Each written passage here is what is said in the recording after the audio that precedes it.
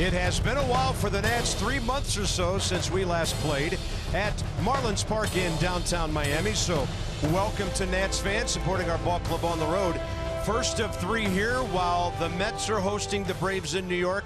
This guy's back, and that magic number hasn't moved much since we last saw you. It's kind of stubborn at number 6 right now. Yeah, let's get that number down. I'm ready to do that champagne thing. Well, if Trey Turner keeps doing his thing, that number will tumble.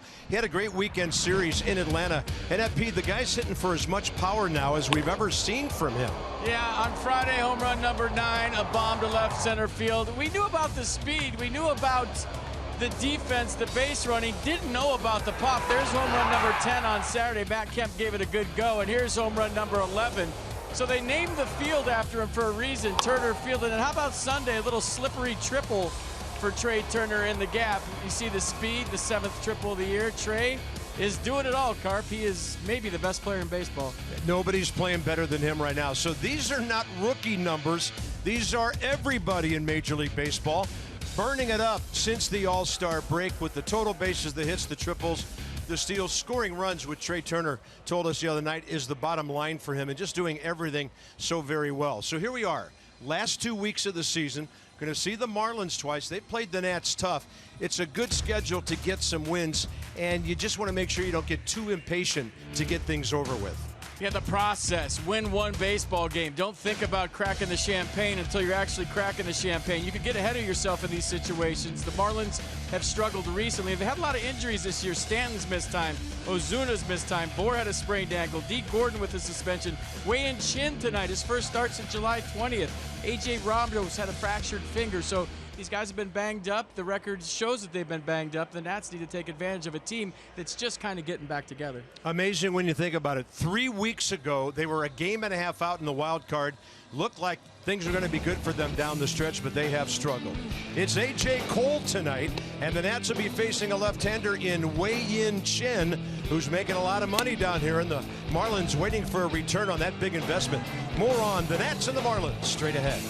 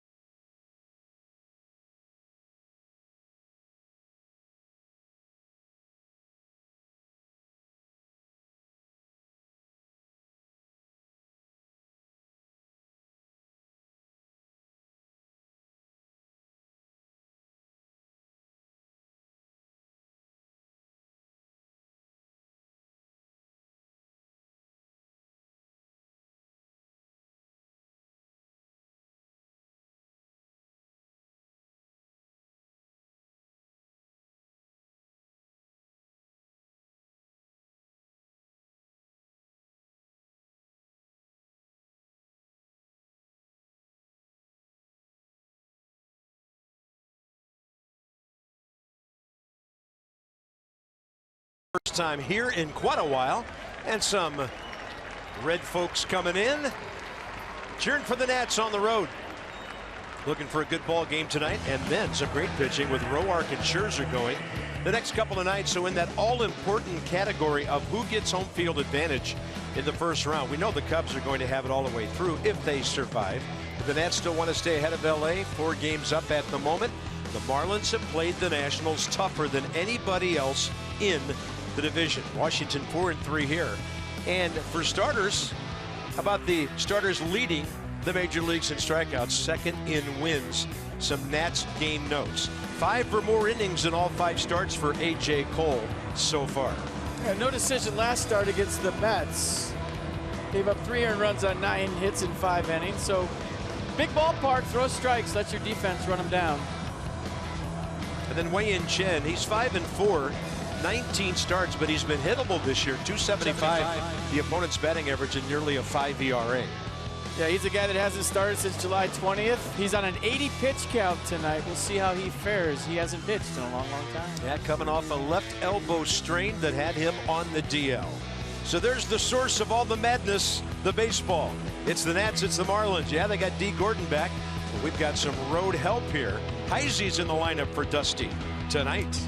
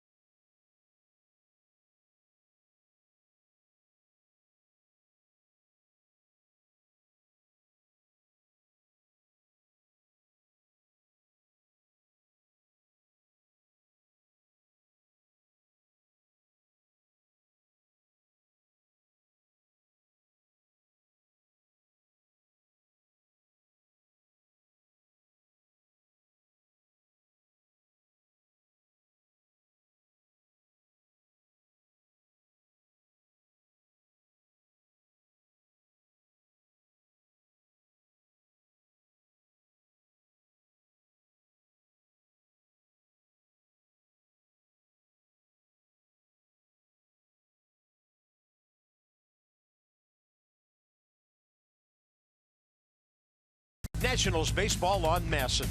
Brought to you by PNC Bank, for the achiever in you. And by Roy Rogers. Check out their lineup. Roast beef, fried chicken, and burgers. Visit RoyRogersRestaurants.com. Little muggy out there, 84 degrees in Miami tonight, but we are indoors. And after leaving the weather madness of Atlanta, so great to know you're just going to come to the ballpark. The Marlins are going to take the field on time.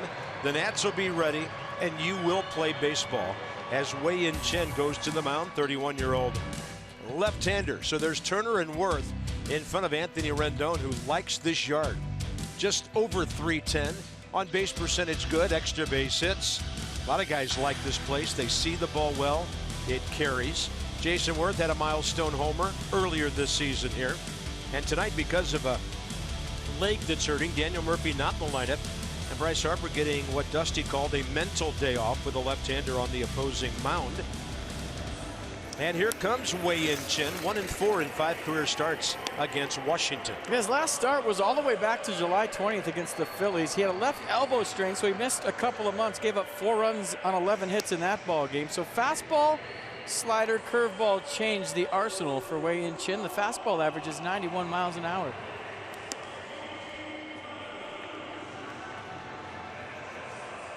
And here's the Marlins defense behind Chen. Ozuna, Yelich, Stanton the outfield. Echeverria, Prado left side. Gordon, Bohr right side. And JT Real Muto behind the plate. Yeah, Giancarlo back. Groin injury recently has slowed him in the outfield and on the bases. And you might have noticed they've kind of flip-flopped their center fielder and left fielder. When Ozuna was hurt, they put Yelich in center. They liked what they saw, and he's going to pretty much play center field, Christian Yelich is, for the rest of the season as they look forward to 2017. And by the way, Christian Yelich, 93 runs batted in this year. He's become the player that they were hoping he would here in Miami. 9-year veteran behind the plate is Dan Bellino. Phil Cuzzi, 21st year. He's at second. Crew chief Tom Hallion over at third, his 27th year. There he is. And Stu Sherwater, the junior member of the crew, working at second base. So you and I have had some talks with Marlins people over the years that are near and dear to our heart, no longer here, that said they would take Christian Yelich over Bryce Harper. And that was a couple of years ago. So and we laughed at that. We laughed at that. I don't feel like, well, I think we can still laugh at it a little bit, but Christian Yelich has turned out to be a good player, is a point I'm awkwardly trying to make. And they gave him a nice contract a few years ago to give him security. More on him later. We're underway at 7-11 as Chen misses low to Trey Turner. And by the way, this is a ball club Trey hasn't faced this year, but he did go 2 for 7 against the Fish in 2015. Been so long since we played these guys. He was not around on the big league club. We do something fun tonight. We're going to see who's faster to first, Trey Turner or D. Gordon. Although D. Gordon's from the left side, let's see who's faster. That'd be time fun. him. Yeah. Breaking ball stays outside. 2-1. I think Trey is. Nats are hitting 256, 6 in the league, 4th in runs. So there are the speedsters.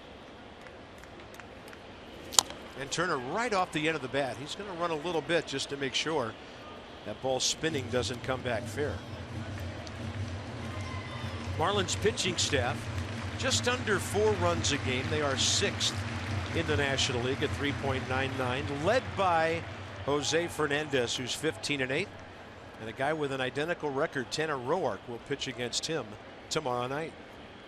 2-2 to Turner, stays alive. So all Lake Worth, Florida's here tonight for Trey Turner.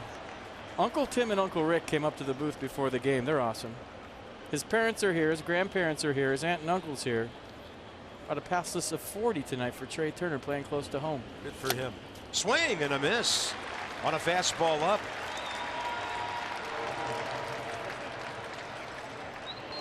Wei-Yin Chen with some hurry on the heater. Worth and Rendon now the next 2.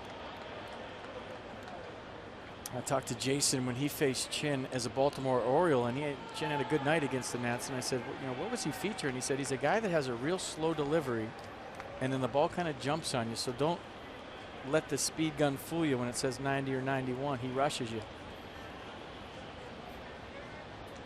From Taiwan, 31 years of age.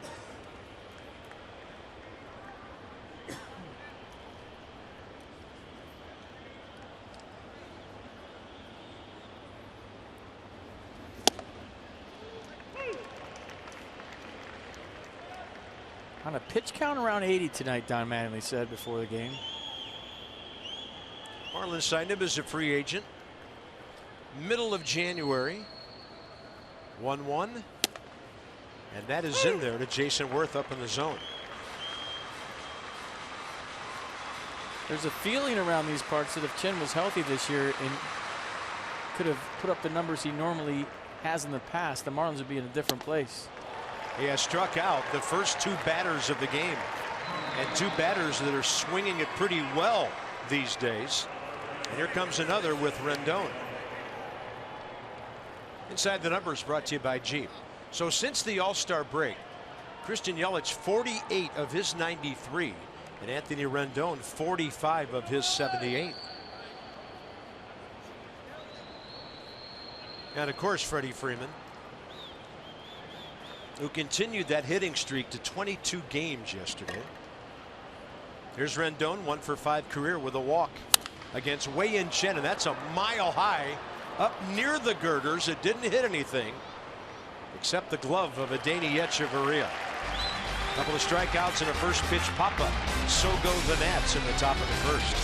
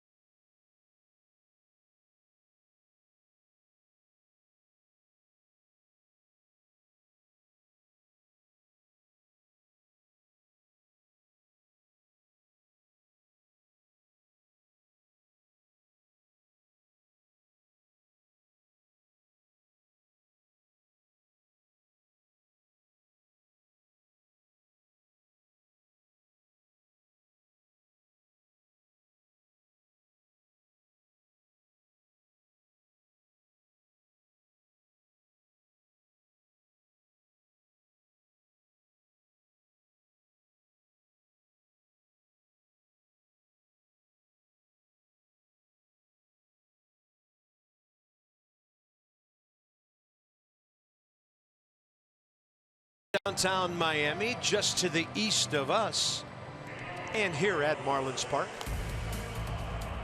You might be surprised to know Miami has the second highest batting average to Colorado in the National League. Martin Prado, a big reason for that. He's a net killer. 175 hits on the year, 372 with runners in scoring position. So he's swinging it well. Ozuna in front of him on an 8-game streak. D. Gordon's on a 10-game streak. And then we've already talked about Christian Yelich. So A.J. Cole, first appearance career against Miami, has his hands full tonight. No decision last start. 4-3 loss against the Mets. 3 earned runs on 9 hits over 5 innings. Struck out 6. Walked a couple of Mets through 96 pitches. So 2-seam fastball 91, slider curveball change to go with it. Up there swinging D. Gordon, who's 15 for 48 over his 10-game streak. Playing in just his 69th game of the year due to suspension.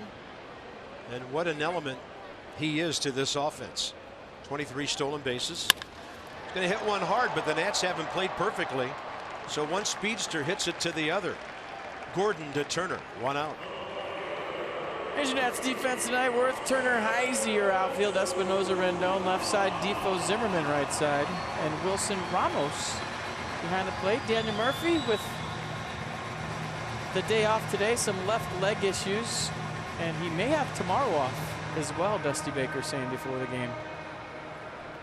Right now in a virtual tie with LeMahieu for the batting crown at 348.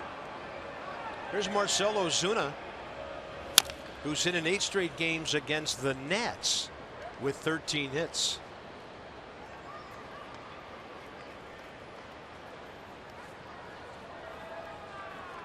And as mentioned, he was their center fielder most of the last year or two.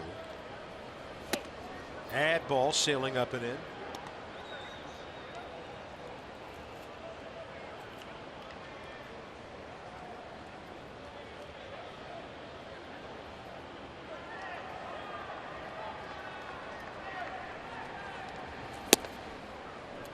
.82 on the breaker, right in there. 1 ball, 2 strikes. Yeah, Ozuna hit .411 in May. He made the All-Star team. .272 in June, then slipped off to .250 in July, and just .162 in the month of August. So he's really tailed off as the season has worn on. Fastball away, that's popped up just below us.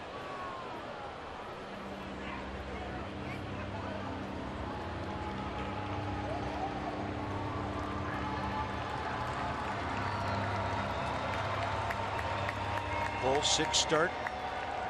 League only hitting, in fact leagues, he faced Baltimore, .236 against him. I mean, you could say he's wearing down, he's tired, but you know, when you're young, I don't buy that. I feel like the league makes adjustments to you, and when you make an all-star team, they really start paying attention to you. And so it's up to you to keep adjusting to how the league adjusts to you. Just 25 years of age, significant big league experience already. And A.J. Cole's going to miss down and in. 2 balls, 2 strikes. By the way, it's A.J.'s 7th big league start, 9th appearance overall. And a ball hit well to right, and in to grab it with a roll is Chris Heisey. Get into the lineup and the ball finds you pretty quickly. 2 line drive outs to the outfield. There's been a lot of talk recently about Bryce Harper playing shallow in right field. Some balls being hit over his head. Chris Heisey playing deep right there, respecting the power of Ozuna. He comes on nice, makes a beautiful catch. And all that is, folks, is ready to play baseball. He was ready for that ball to be hit to him. Nicely done. So here's Prado, 8th in the league, hitting .311.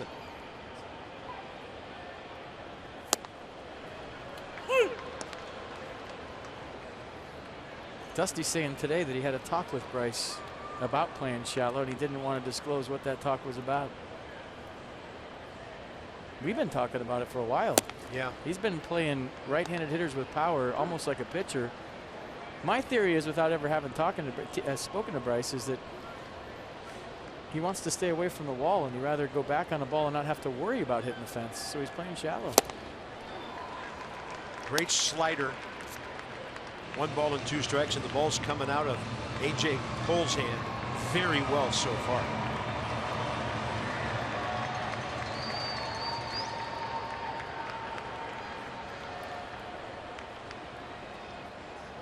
Well, he really jams the plate, doesn't he? And a fly ball high in the air to Trey Turner at center. So 3 balls in the air. A.J. Cole 1, 2, 3. And tonight's cleanup man, Wilson Ramos.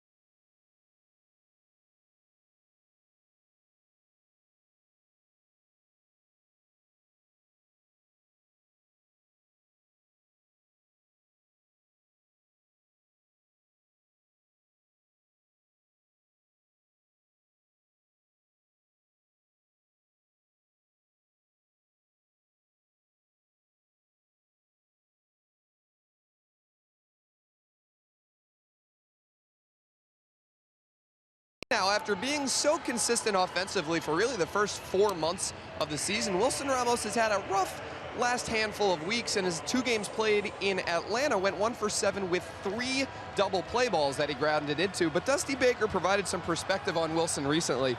Said if he had told people before the season that Ramos would be hitting over 300 with 21 homers and 70-something RBIs, he said, wouldn't everyone have taken that?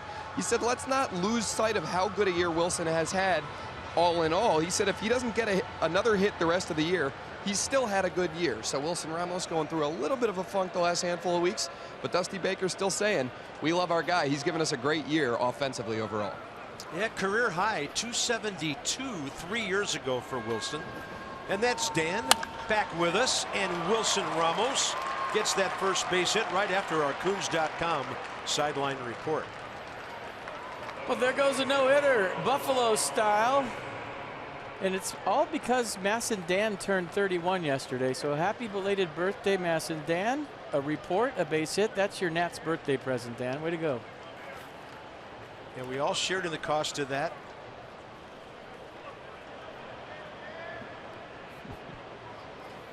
Ryan Zimmerman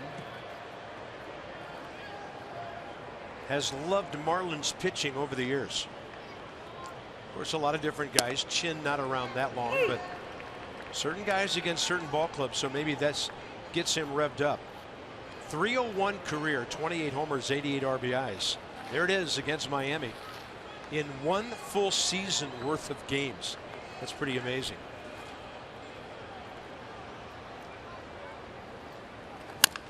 Left side, that's going to be cut off by Prado and turned by Gordon. And it's a 5-4-3 double play for the Marlins. They're 129th of the year.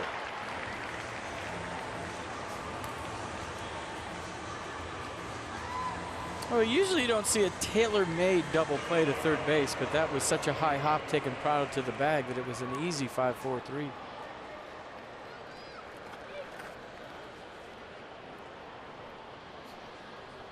Two outs, bases empty. Chris Izey, who's already contributed with his glove on a great play coming forward.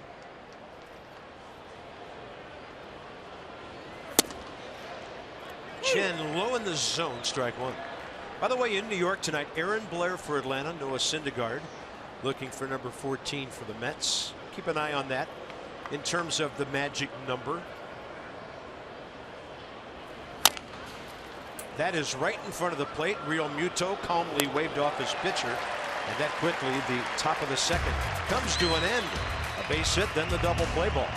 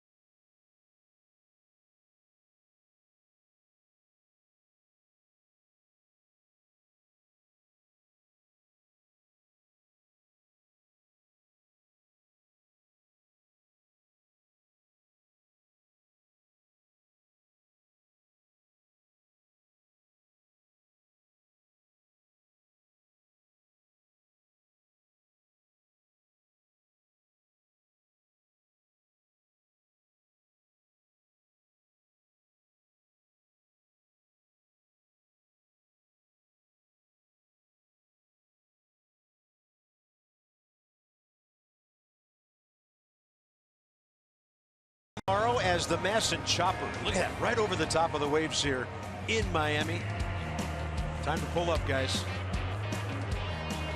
A week from tomorrow, it's Ben Revere's Garden Gnome at Nationals Park for the first 25,000 fans.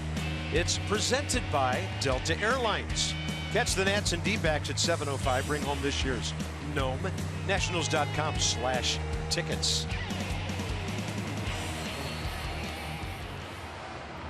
Well, here's Christian Yelich having a fine year. Next homer will be his 20th. And he's got a shot at 100 runs batted in.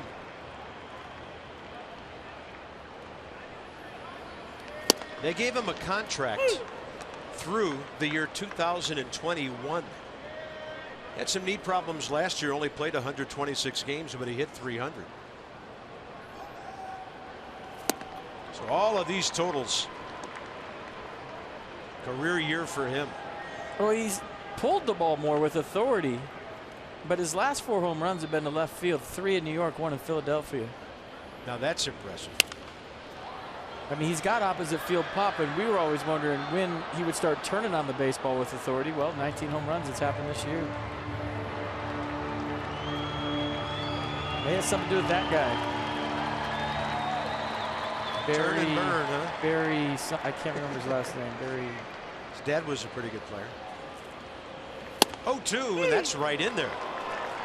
Christian Yelich might have been doing some guessing, or else he thought it was up and in. Mercedes-Benz will track strike 3. Looked pretty good to me. They wanted to elevate here, maybe get him to chase, and A.J. Cole looked like he just nicked the top of the zone. So here's Giancarlo.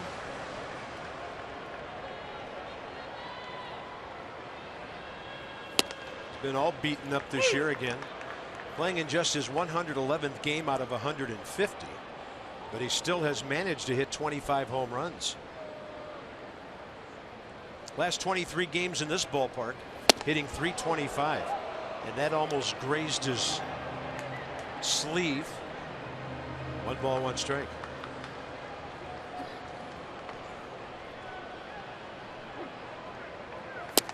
It's a good pitch. AJ moving it around well. Up and in, down and away. Florida kid out of Winter Springs.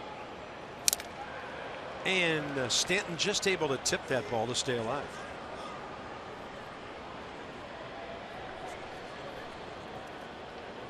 So since the beginning of the 2000 season, more than anybody else against the Nets. 2010, and that has to be a division guy because of the number of games you do play. 63 RBIs to go with those home runs.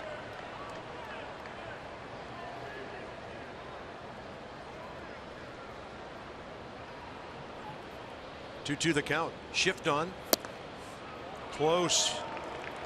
Dan Bellino took a long look at that one. Well, I love the camera angle here. It's right over the top of A.J. Cole's head, so it gives you a really good look at the strike zone. That was real close. 3-2 pitch. Oh my. Watch it fly.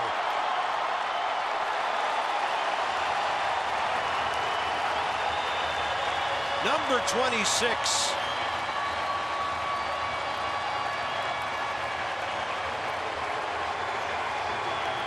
Right, give a dangerous hitter another pitch. Look what happens.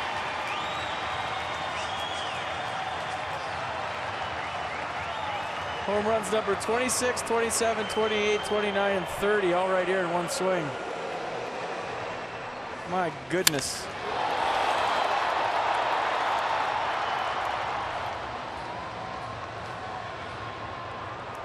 This bud's for you. Over the bar.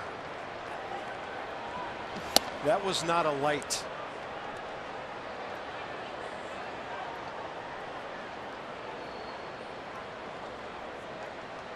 .115 miles an hour. Wow. 2 balls and no strikes now to Justin Bour. So Stanton 26 and 72 now the power numbers. Like I did it. I was having a beer and I was just sitting here and a ball landed right in my lap. No way that just happened. Talking to Barry Bonds about Giancarlo today, and he was saying As soon as this guy learns how to hit and realizes that he just has to touch the ball, it's all he has to do is touch it, and it's a home run. He doesn't have to supply power. Just touch it. That's what he just did. 2-1 to Bohr. Inside. Justin Bohr's hit 15 this year. 48 batted in for the Virginia native. JT Realmuto, one of the emerging great young catchers in baseball, on deck. Pretty good jammage right there, but it's out of play.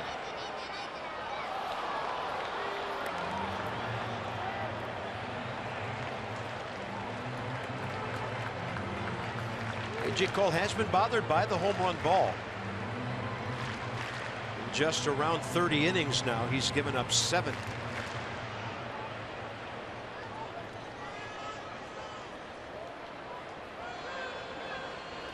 Walked him. Realmuto is next. Yeah, everybody talking about when and where the Nats are going to clinch, and is it going to be in Pittsburgh? Is it going to be at home? How about just clinching? How about winning a game and I mean, until that champagne is rolling down your back. It doesn't matter where, it doesn't matter when, you just have to do it. Maybe that's the old ball player in me, but it ain't over till it's over.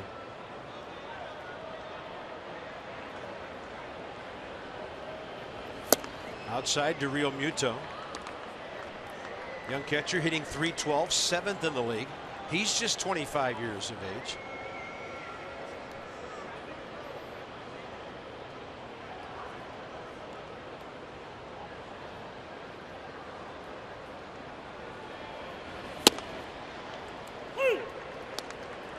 Count even on the slider.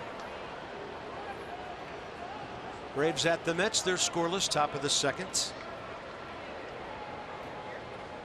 Mets have done a good job of elevating in that wild card race. They're a game up now on the Giants and 2 up on St. Louis.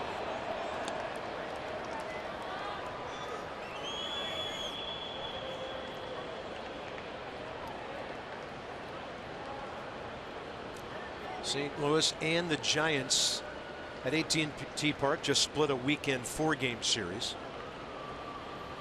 2-1 pitch, and that's to the outer half. Counts even.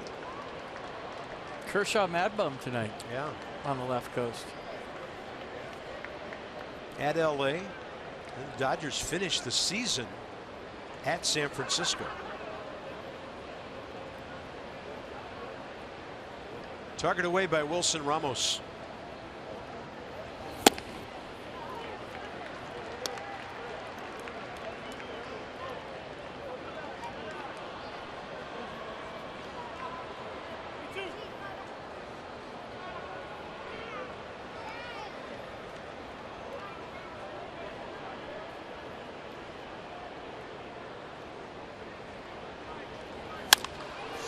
Into right and toward the gap, Chris Heisey. 2 down. Running the bases isn't just for kids anymore. I'll pick you up on this one, partner. With the purchase of a special ticket, fans age 60 and older can stroll the bases following the Nats D-backs game on Thursday, September 29th. 1:05 start. To get your seniors stroll the bases ticket, visit nationals.com/seniorsstroll. There's no truth to the rumor that they've asked Johnny Holiday, Ray Knight, and myself to coach the bases on that day. I think you guys should race like the presidents. Here's Echeverria. First pitch, ground ball, Danny Espinosa. To Wilmer Defoe for the out. Giancarlo goes 448 feet, and the Marlins lead 1-0.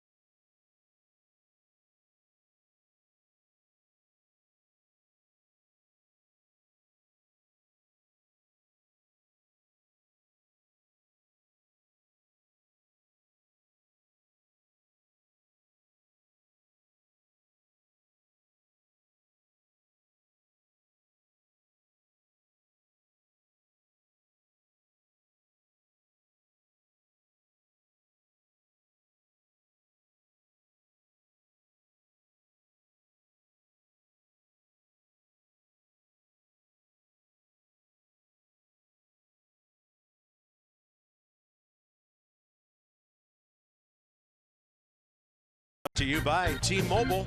Noah Syndergaard, last 5 starts, he's been brilliant. He's going for the Mets tonight, but the Braves just got a run in the top of the second.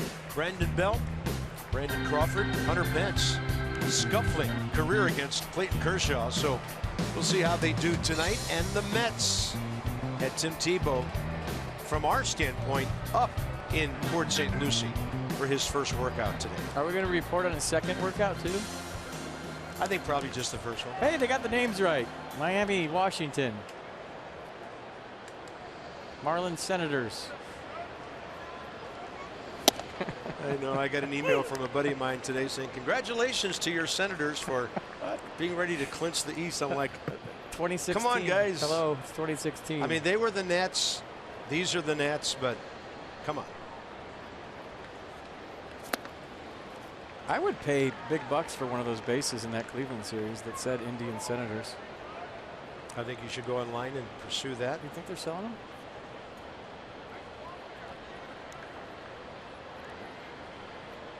That one. Trey will probably steal it first. Danny Espinosa on an 0-2. It's a fastball up and in. He's 2 for 13 career against Wei-Yin Chen, who threw only 16 pitches to get his first 6 outs.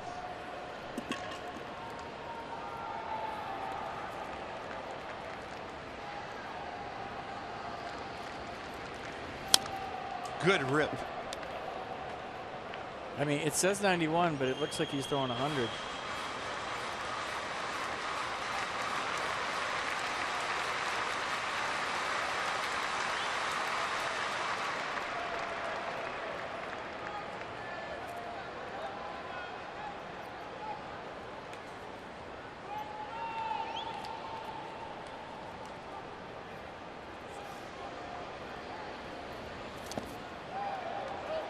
Looked like he stopped the bat. Phil Cuzzi determines that. Danny's just the opposite of Ryan Zimmerman. 157 career against Miami.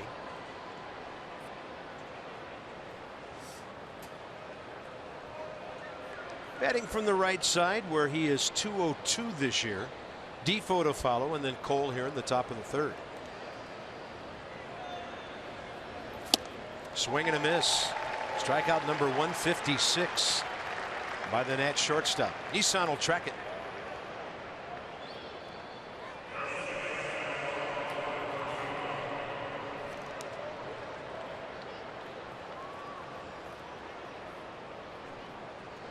Wilmer Defoe from the right side, 2 for 7. 11 for 40 overall, 22 games, so a 275 batting mark.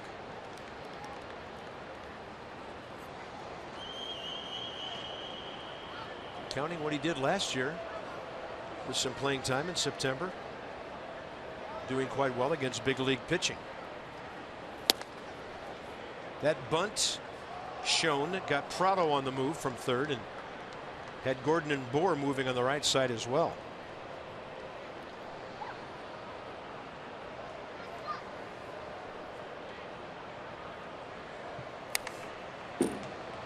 Just killed the fish.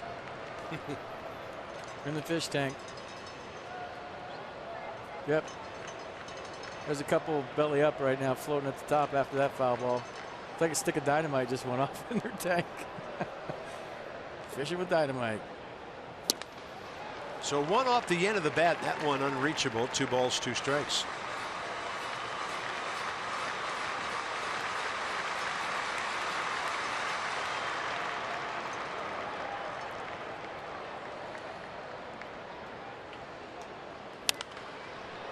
Lifted toward the barrier over on the right side, and D. Gordon undered in plenty of time and almost overran it.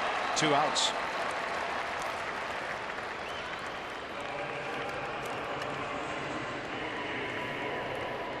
Is there any fish in that tank that we just showed, or they just eat each other by the end of the season? There's nothing left in there. I'm looking at my binocs right now. I'm not seeing anything. Well, there's one. There's Nemo just hanging out. That's a piranha for you kids at home. Don't stick your hand in the tank. It'll eat it right off. Seriously. And the rest of those are dolphins. We're going to have to get you a fish chart too. Those are dolphins in there. They actually do shows between the 3rd, 5th, and 7th inning. A.J. Cole 0 for 5 this year, 0 for 7 as a big league hitter.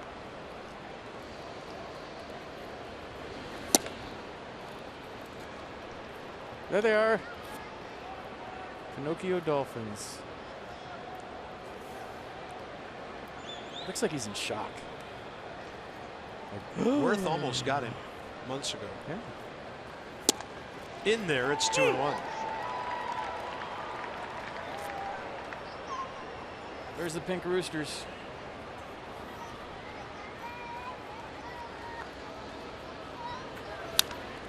Good hack.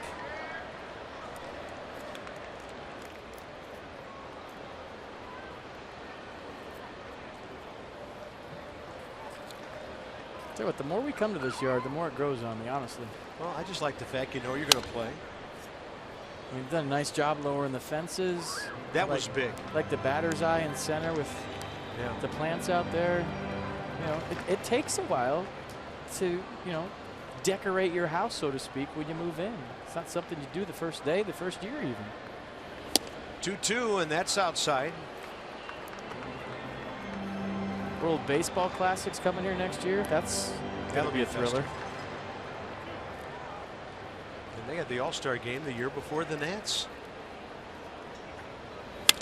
A.J. Cole, a flare to left center. Plenty of time for Yelich to get there. 1 for 9 first time around the order go the Nats with a double play ball. Things a little fishy so far here.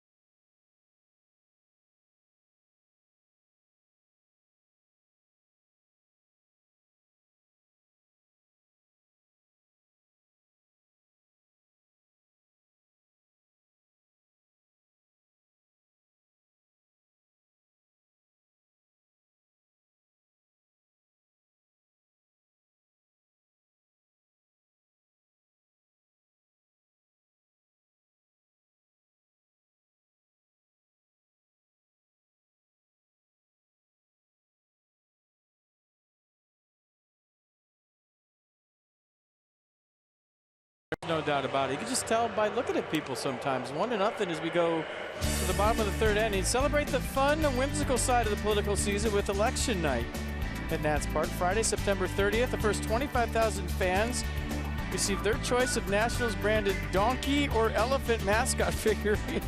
Oh my goodness. While supplies last. No fights in the stands. For details and tickets, visit nationals.com/election night. I guess it's better than Hillary and Clinton and Donald Trump figurines. That could get ugly. A.J. Cole warming up. He'll face Wei-Yin Chen. Bottom of the 3rd. Then D. Gordon and Marcell Ozuna. 1-0 Miami on the tape measure homer by Giancarlo Stanton. Let's go inside the numbers. Brought to you by Jeep. Tanner tomorrow, Max on Wednesday. And they are the big 2 right now. 32 wins between them. The ERA's very close. Tanner Roark's going to pitch over 200 innings this year, which is fantastic for him. So Max, 17 wins. Tanner, 15-8. He'll take on Fernandez tomorrow night. And then Max is 17-7 against Tom Kohler, 9-11 on Wednesday night. So something today. It's kind of an MVP preview. Had Bryant first, Murphy a close second. Actually had Max Scherzer 8th. in the MVP. And that's something I hadn't thought of before, but why not? Pitchers have won it before.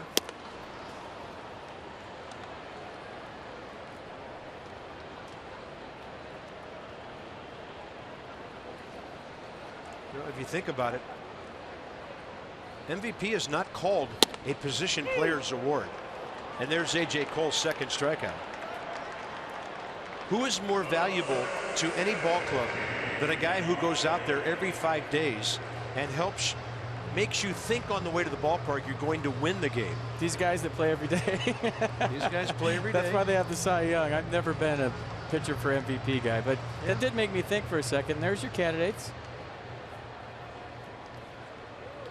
Yeah, that guy's been grinding it out too hard every day. Even though Max has had a fantastic season, I think it's just cool that somebody thought that much of his season to mention him in the MVP race. Gio struggled Saturday in Atlanta. He's got a couple of starts left to get things right. Talked to Mike Rizzo today. He saw what we saw in Atlanta yesterday. He was very pleased with the way the ball was coming out for Joe Ross. And what Mike really liked was that inning where he, not that he liked loading the bases with nobody out, but he got out of the inning. Joe popped up Kemp, struck out Markakis, popped up Flowers, and left the game after 3 innings, 51 pitches. So here's D. Gordon swinging early in the count, lined out to Trey Turner, first time up. 1-2 from Cole, just flips it out of play.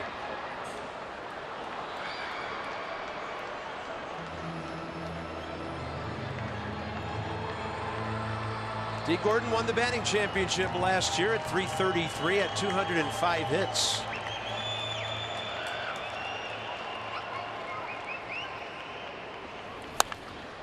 He only had 10 rehab games coming off his suspension. That's what they offer you. So he started off slow, trying to get back into the groove, then maybe trying a little bit too hard to show people that it wasn't going to make a difference. But he's been playing well recently. Boy, 80 games, that's a long time to be out. Up the middle to Hopper. Defoe handles it quickly. 2 outs. The official announcement on that was he violated MLB PED rules, suspended 80 ball games after just 21 games of the season. And now 2 outs, bases empty. Marcell Ozuna again robbed. First time up by Chris Heisey and right.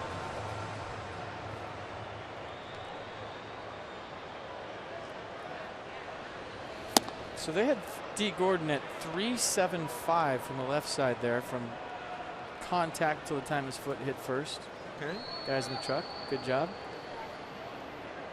Well, Turner leads off when we come back. All right, the race is on. I hope he hits a ground ball for a hit. Infield hit. Maybe one that he's not sure it's a hit right to the end, so he speeds all the way to the bag. That's well hit to center. Turner with his speed going back. It's over his head.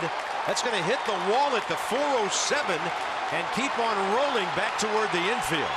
Marcell Ozuna with about the longest triple you can hit in this ballpark. He has 23 doubles, and that is his 6th triple of the year. Not that big a mistake with 2 outs. With 1 out, this might have been a little bit bigger. But Trey Turner's speed gets him in trouble sometimes in center. He thinks he's going to catch everything. And we've talked about this before. There's got to come a time as a center fielder when you realize I can't get it. You put on the brakes, you play the ball off the wall. So as he gets more experience, A, in ballparks, B, in balls off the wall, he'll realize that I'm not going to catch this, play it off the wall, and keep Ozuna to a double instead of a triple. Like I said, not a big deal with 2 outs, but with no outs or 1 outs, it could have been. Here's where Martin Prado is at his best. You might remember we showed you that graphic at the start of the night. Hitting over .310 career against the Nats, which is not an astounding number. But when there's a runner to be knocked home with a base hit, this guy is really tough. .372, leading the league this year with runners in scoring position.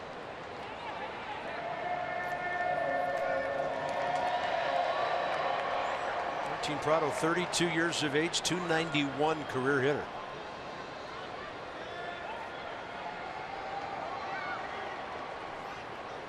Miami has 2 hits, and they've both gone a long way.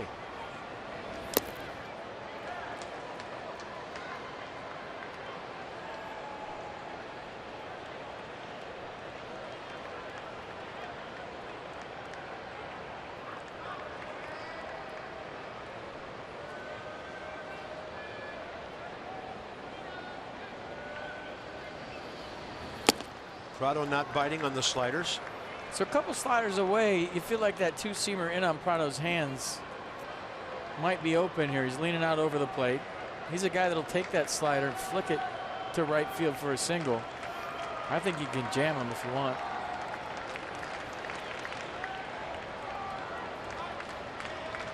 Target away. Ramos trying to frame it. Full count. So 3 sliders away.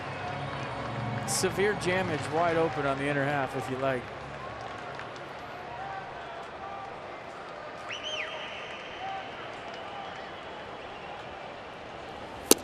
Misses with the fastball way out there. And now he has to face the left-handed hitting Yelich. Second walk by A.J. Cole.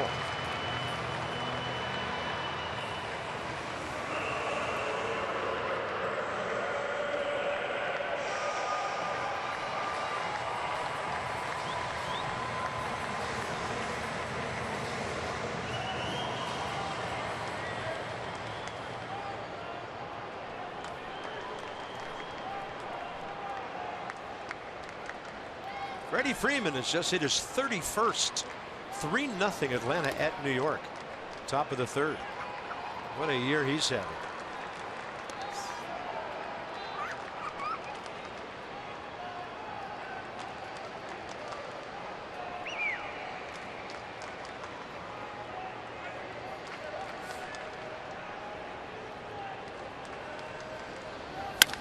Yelich drives it the other way.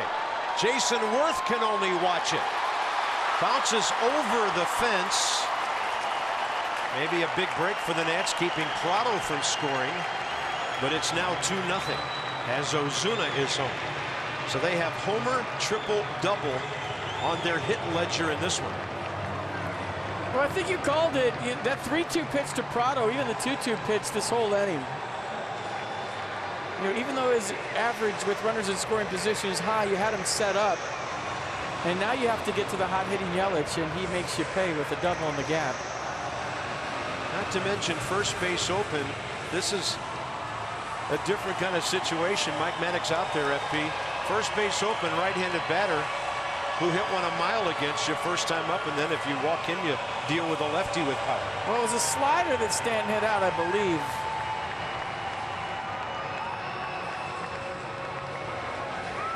But the Nats have had success with Stanton. Fastballs in off the plate and sliders away for strikes, and then expand even further with sliders away for balls.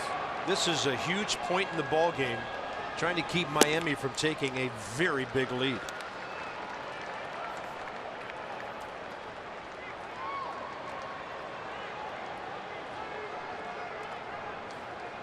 Third base Prado, second base Yelich. Good speed on the trail runner. Fastball inside, 2-0, and AJ's falling behind here.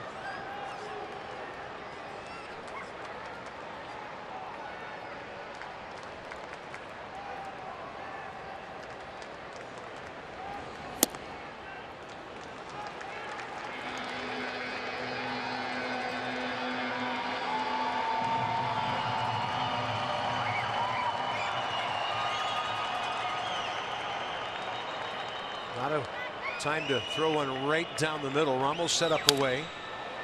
I figured if Stanton goes after it, all right, and he fouled it off. So it was a slider in the second inning. Watch it just kind of hang out over the middle of the plate, and he barrels it up for, what was it, 448 feet and 115 miles an hour. Hi.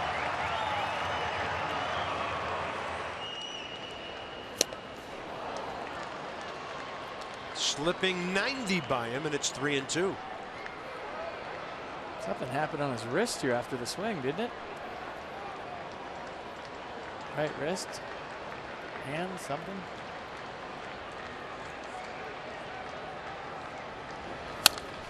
Or Stanton, he's one big guy who likes to get extended, but you mentioned fastballs in. He stands a lot closer to the plate than a lot of power hitters.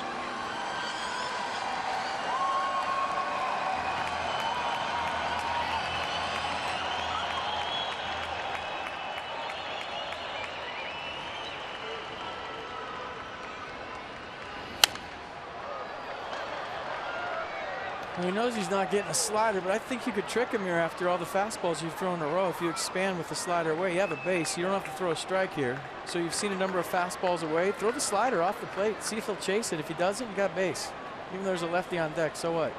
It's Giancarlo Stanton. That's what they do, and they get him to roll it over to shortstop. Danny Espinosa, not distracted by the runner, takes care of it. Marlins settle for one. Our Honda do-up for the top of the fourth. One of the most exciting young players in baseball right now. Trey Turner straight ahead. Look out, Marlins.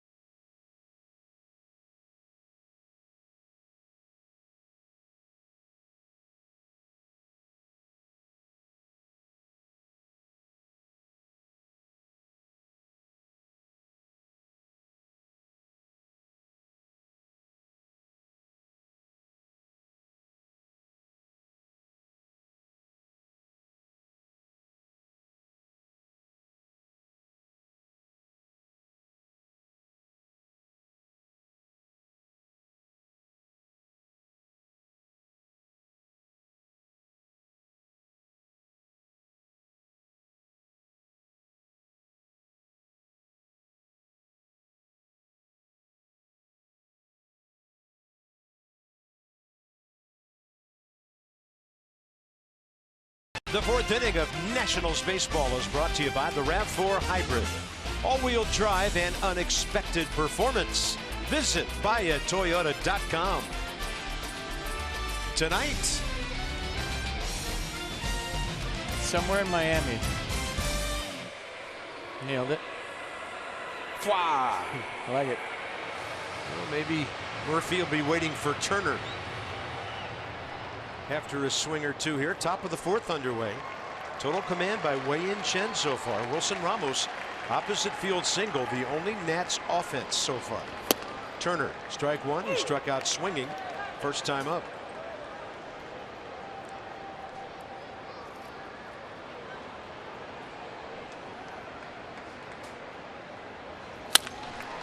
To the shortstop, sharply hit. Echeverria to his left. And they have Turner twice. All right, drum roll, please. D. Gordon 375 to first from the left side. Trey Turner.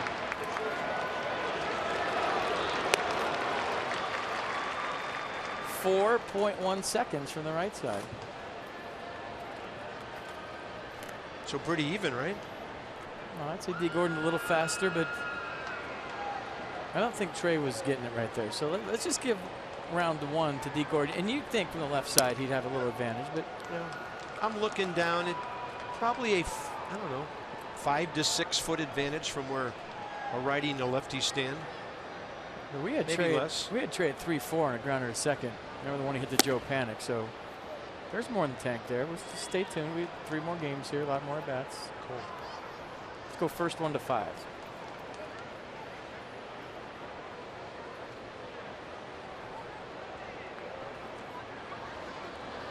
I'll say this, as a young player, when you're playing in front of your family and friends for the first time and they're all here, you have a tendency to want to show them you're really good. They already know you're one of the best players in baseball, but now that they're here in person, you're going to show them. And it can be a nerve-wracking experience for a young player. Maybe trying to press too much to show the home folks how good you really are. You get coaches and teachers and friends and family in the stands. I'm not saying that's happened to Trey. It's only been 2 at-bats, but I've seen young players do that. Understandable. 2-2 to Worth, who took quite a rip. And another.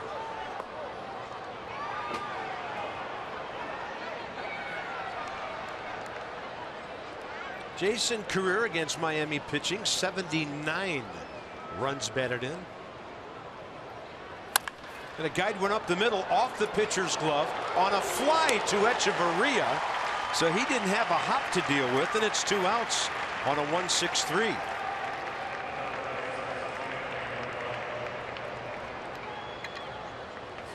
Now that was ticketed right up the middle for a base hit. Deflection by Chen right to the shortstop Echeverria. Bad luck for Jason Worth on that one. 5 ground ball outs for Chen, who has struck out 3. Anthony Rendon, first pitch pop up around the girders, left side of the infield, first time up.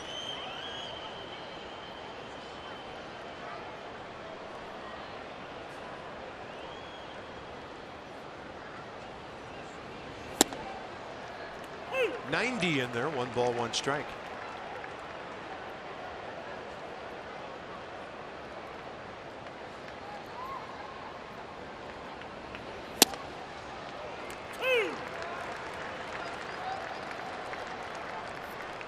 Chen Career 51-36, 137th start tonight for the 31-year-old lefty. Rendon to the right side. D. Gordon on the run. The Nats go quickly again. 8 in a row since the Ramos hit, and only 1 hit in the 4 innings.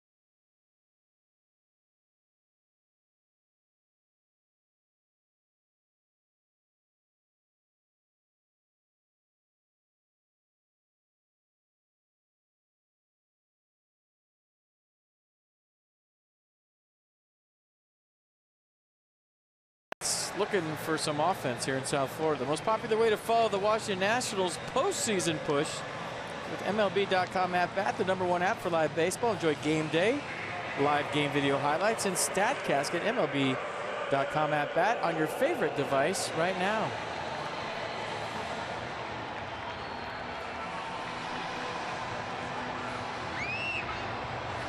Bottom of the 4th for A.J. Cole. 65 pitches, 42 strikes. 6, 7, 8 for the Marlins. Boer, Real Muto, and Echeverria.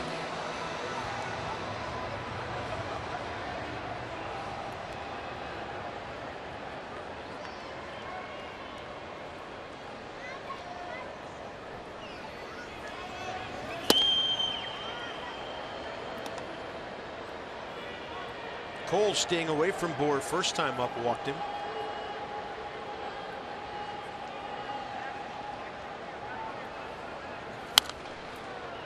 What would you do with $300 million? I mean, I know giving it away. You would golf every single day on your own private course I'd buy Augusta for that. But how cool would that be? I mean, he breaks bars and it's like a rock star. I got $300 million. I'll pay for that. I got that. Send me the bill. Well, I mean, rock stars. half of it's going up Capitol Street. Yeah, that's true. Count on that.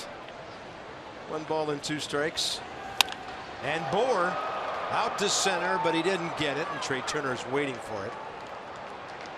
1 out, bottom of the 4th, and here's Dan.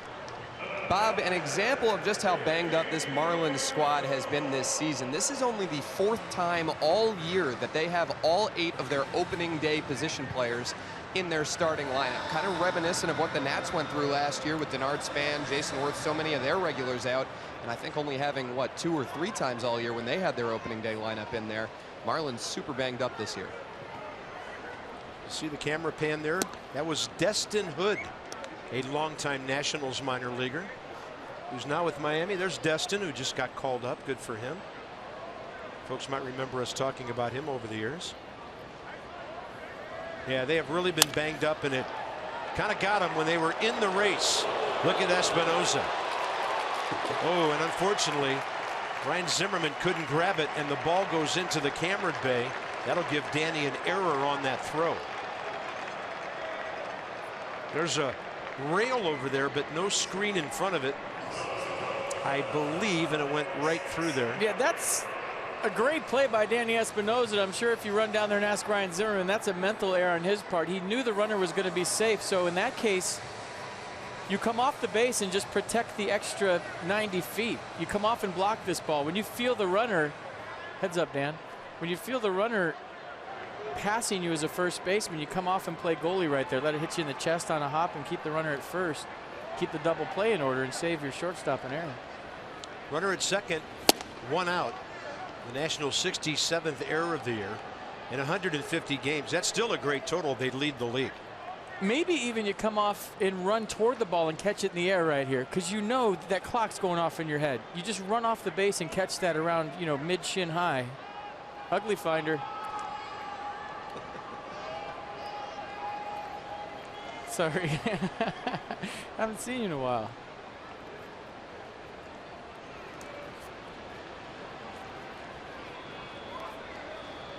There's Echeverria. And a breaking ball is in there.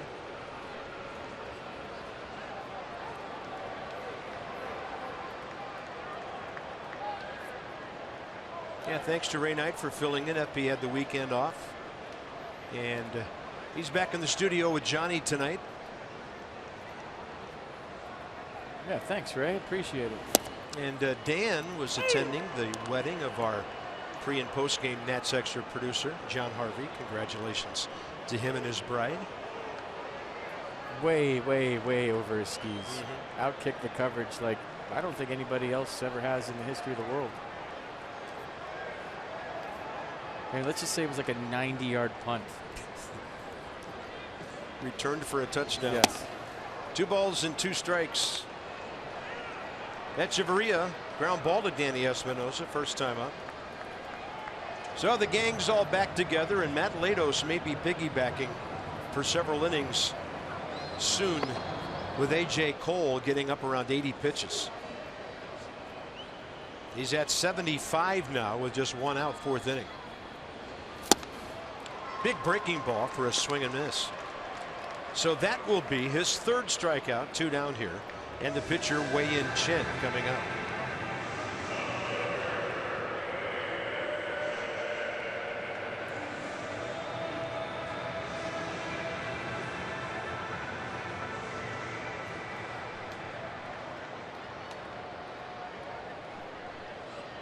Cole struck out Chen first time for his 2nd K.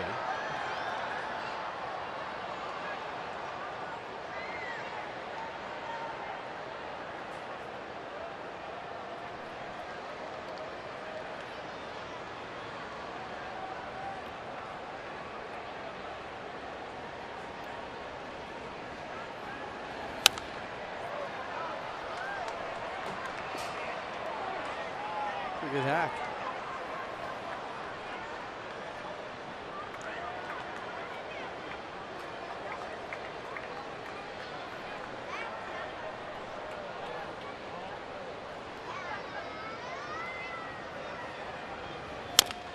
Chopper left side on the charge, Anthony Rendon. Fourth inning finished. 2-0 Miami. The Nats need to get some offense, and Wilson Ramos will lead off.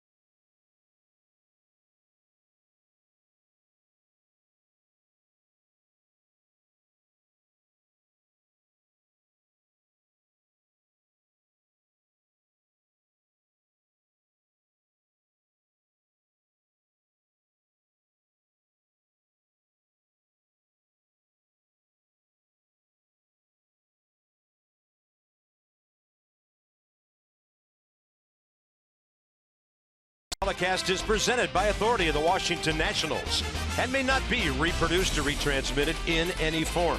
And the accounts and descriptions of this game may not be disseminated without the expressed written consent of the Washington Nationals. The crew's never been to South Beach, but they have a lot of video from over there.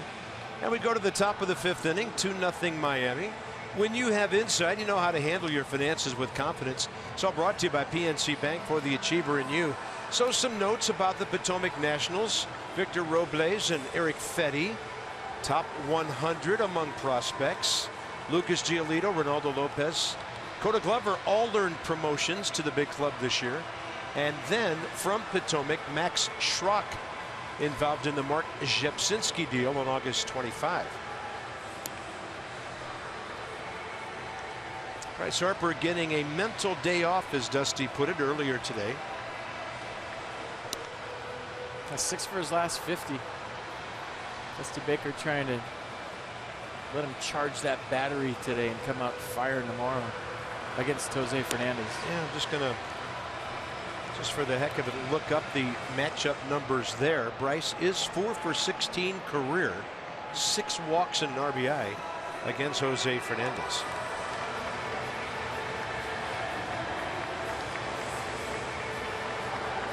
Top of the fifth, and it's Wei-Yin Chen shutting down Washington to this point, with the exception of one good hack the other way by Wilson Ramos. Leadoff single, second inning, and then Zimmerman a 5-4-3 double play ball. So Chen's retired 8 straight and 11 of 12 to start his night. Said 80 pitches. Here comes number 48 for Chen.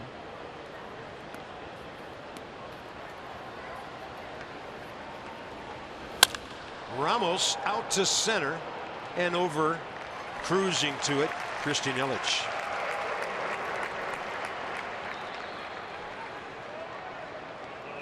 Couple of good hacks by Wilson Ramos. Ryan Zimmerman is playing in his 1400th big league game tonight.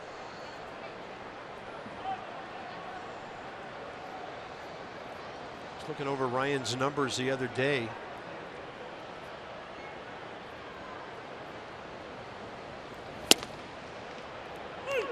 He had some Iron Man seasons early in his career. 157 and 09. But a lot of injuries since.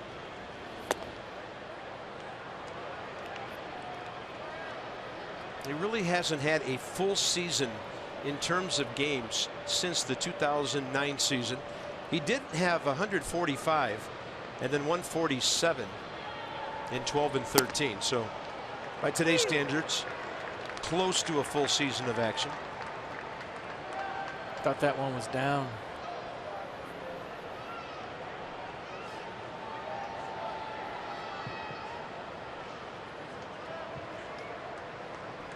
'07, Ryan played every game, 162, equaling a franchise record held by Orlando Cabrera, Warren Cromartie, Kenny Singleton with Rusty Staub. So here's the Mercedes-Benz pitch track and a 2-2 count. See, these are the at-bats I like for Ryan Zimmerman. I know Dusty wants him to hack, but when he goes deep into a count, I feel like he's a better hitter. This is what Nats fans and we've seen over the last 5 or 6 years. 3-2 counts a lot. He's going to bang it into left center. Your point well taken. Good at bat. Rounds the bag and goes back.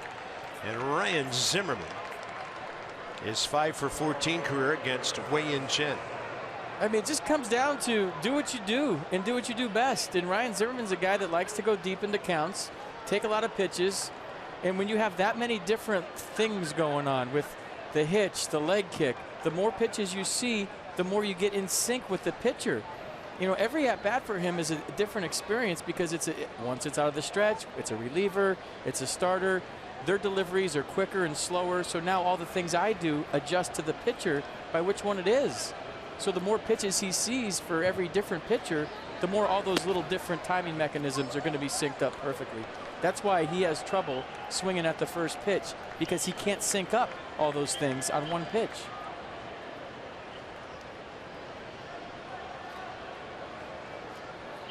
One and 0 to Heisey. Chris topped one that hit in the dirt right in front of the plate first time, and Real Muto threw him out. The opposite of that is Daniel Murphy, who does nothing. He sits there flat-footed, lifts up his heel. He doesn't need any pitches to see to time a guy because he doesn't have a lot going on. You could throw some pitcher that he's never seen that throws 100. He could square it up on the first pitch because he doesn't have 4 things going on before he swings. Heisey, a good rip there.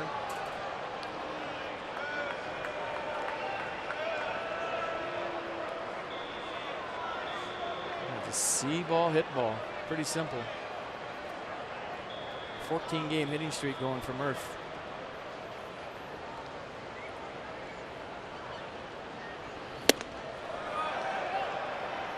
Yeah, the body went, but the bat managed to stay back there. And Heisey gets things back even.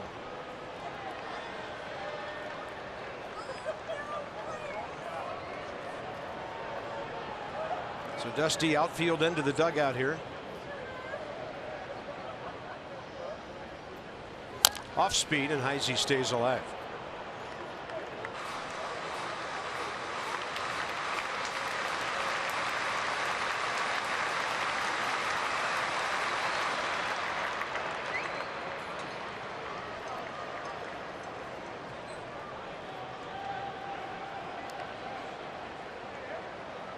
Nine home runs, 16 RBIs for Chris.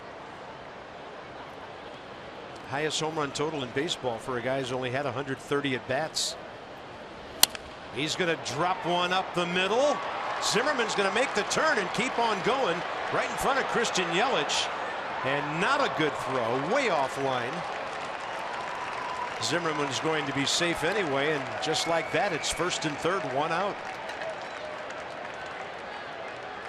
Not sure if the bat died a hero, but a nice piece of hitting by Chris Heisey, a better piece of base running by Ryan Zimmerman. He judges the speed of the ball. He knows it's going to drop, and he sees Yelich taking off for the ball. He knows he get to third. Yelich did all he could, but Ryan Zimmerman with a nice piece of base running right there to go first to third. Now Danny Espinosa has a chance to drive in a run. Juan Nieves, the pitching coach for the Marlins, to the mound. Nick Whitgren throwing for the Marlins.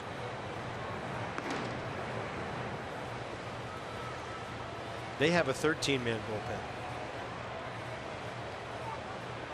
Nats are 14. Well, it depends on who you count. All right. Is it 15? It's 100? I'm counting Giolito, Reynaldo Lopez, who pitched a couple of days ago. So if you count all the guys I have down there, I have 14.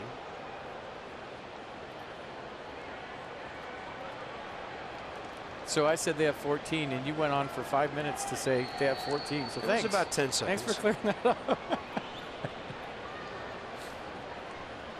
But it varies depending on who's coming into games, and you know, and I say that I don't have Matt Latos written in today, and he should be because we've seen him warming up. So there you go, 15. There's a 3-finger handshake. Ooh, did he just go down? Sean Kelly just went down. Man, we got a man down. Man down in the bullpen. Can we replay that, please? We get a pitch. I mean, of all times to go man down when the camera's on you. He's checking his cleats. Yeah, it's the cleats' fault. And a breaking ball floating down and into Danny Espinosa. Wow, we can't show that again. That's not nice.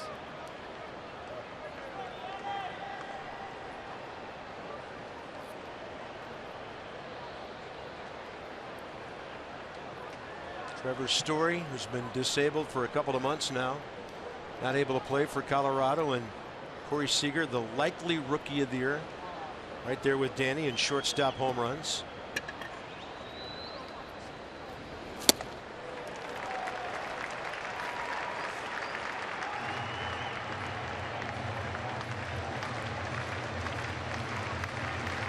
We're going to find a way to put the ball in play with 2 strikes. Shorten up, punch it to right, whatever you got to do to get your club on the board. Yeah, these are the kind of situations that would be big in October.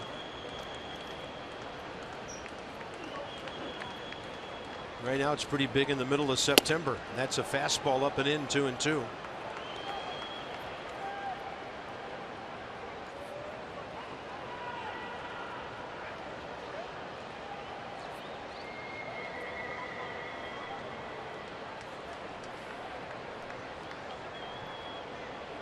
Chen cruising until the Zimmerman base hit, and then Heisey dropping one into center.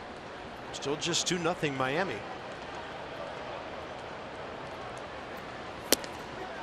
3-2.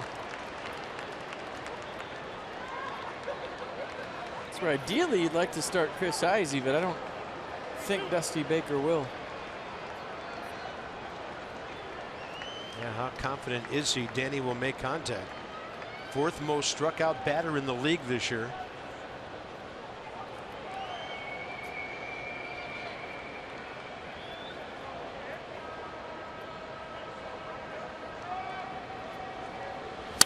And he jacks one to left. Ozuna back. See you later. There's some contact for Danny Espinosa, and the Nats lead 3-2 on his 22nd of the year. And for Danny Espinosa, a new career high.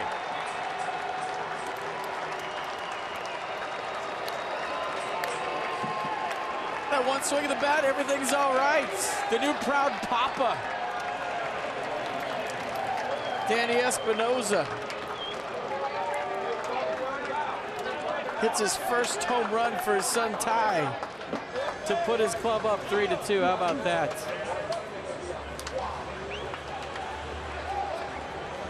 That was contact, and that was awesome.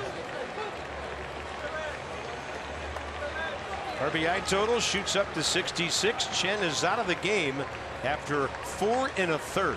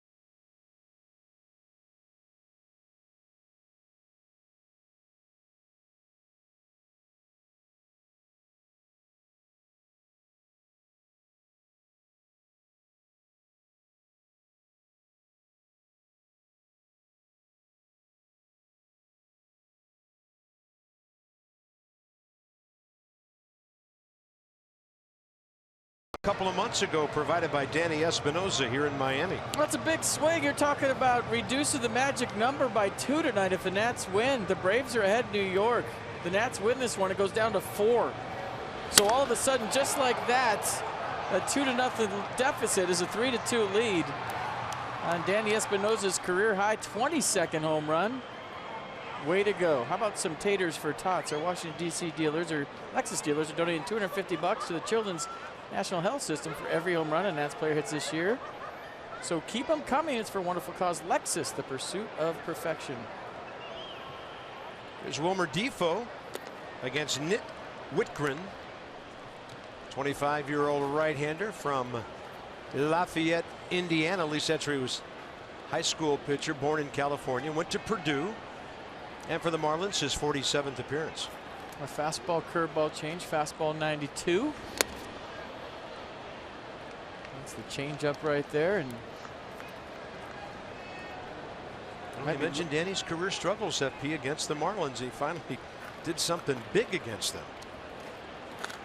Might be looking at his home run on video right now on that tablet. Danny 157 with 1 home run career against Miami. That was in D.C., of course. 14 RBIs, and he just added a big number onto that.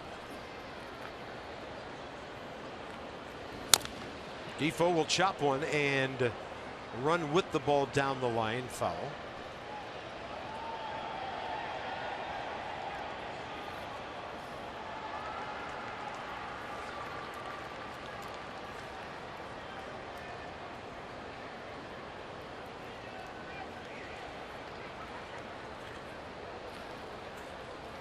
I'm telling you, when you're a father for the first time, it changes your whole outlook toward the game of baseball. And he's going over scouting. He's not happy with the home run. He's going over scouting reports, looking at data. Maybe even thinking about his next at-bat already. Good. Love it. 5-0 Braves now.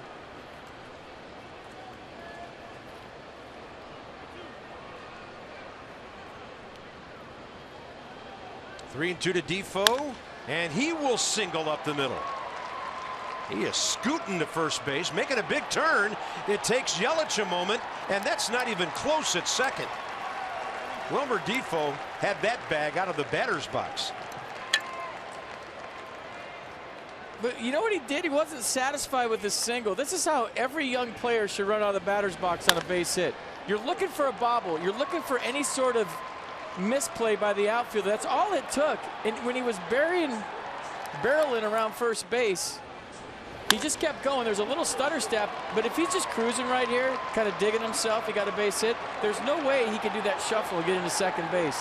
So he took an aggressive big turn, saw the bobble, took the extra base. That is how every player should round first base on every base hit. Textbook. So A.J. Cole was on deck, but now it's Ben Revere. 1 for 7 against the starter Chen. But not facing him now. It's Nick Whitgren, and he'll face him for the first time. So A.J. Cole taken out of the game with a lead. And to the left side, that one right to Prado, who looks the runner back. 2 down. Top of the order. Inning is far from over. Here comes Trey Turner.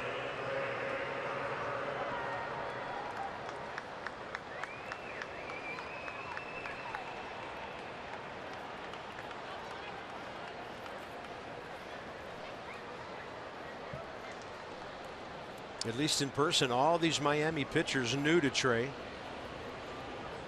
7th national to bat in the 5th inning.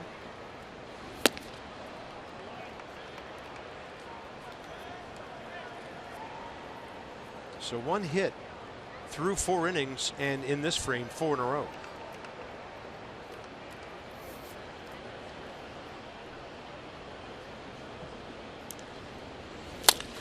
Up the middle. Echeverria, and he just did get Trey Turner. It's a good play by the shortstop. But the Nats shortstop did something even bigger. Long count for Danny Espinosa, and he made it count.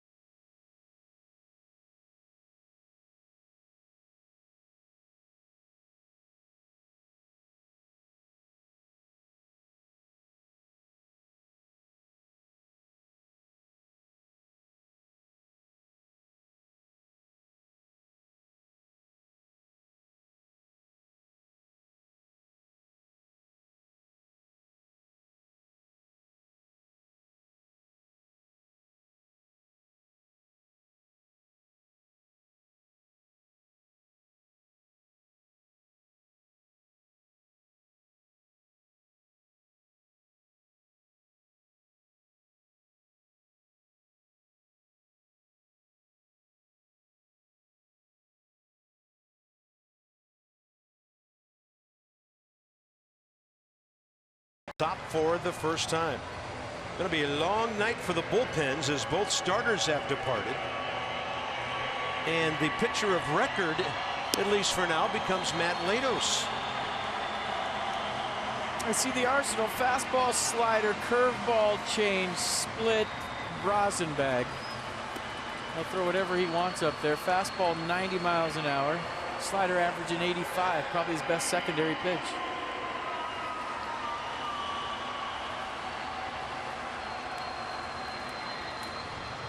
Latos, 28-year-old right-hander, and for the Nats, his 4th appearance. Looking pretty good in that start the other night before he had to leave the game. And he'll face the top of the order here: Gordon, Ozuna, and Prado.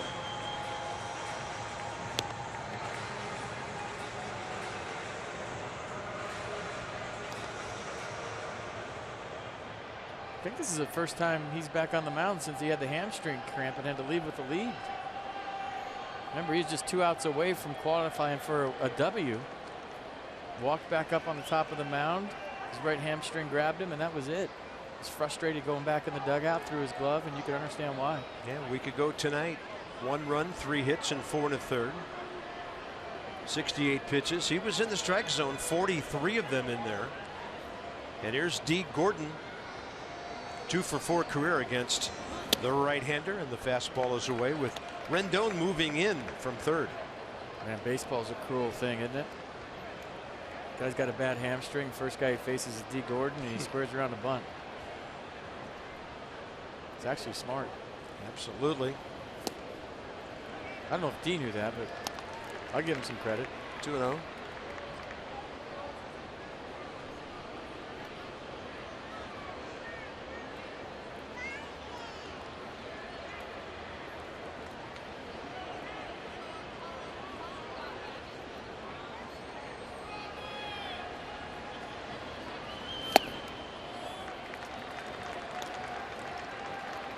No, not a guy you want to walk ever, regardless of the score.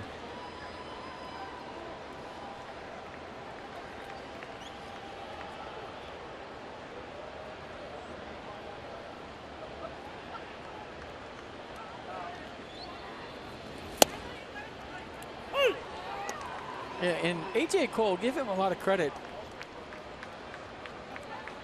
for getting Giancarlo Stanton in a big situation. You remember he was 3-0. He came all the way back to 3-2. He threw a slider and got Stanton to ground out to shortstop. That was big boy stuff right there from A.J. Cole.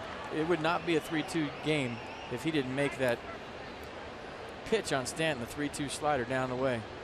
Yeah, good call. Then he pitched around the infield hit in the error. Put up another 0.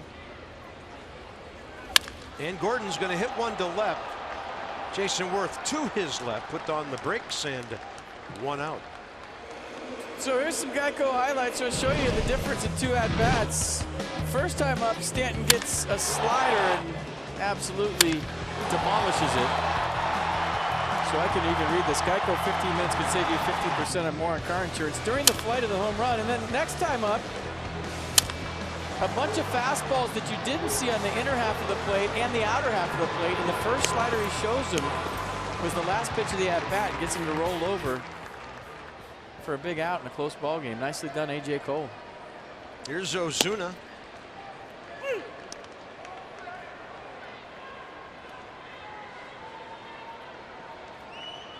He stranded 4 runners.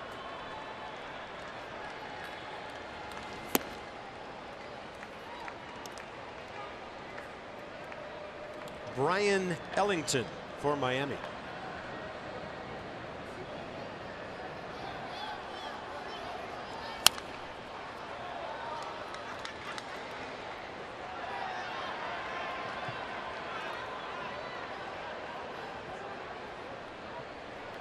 So if he comes in, both teams will be down to 26 relievers still available. It's getting scary for both managers. 28 relief pitchers in the bullpens combined. It's crazy.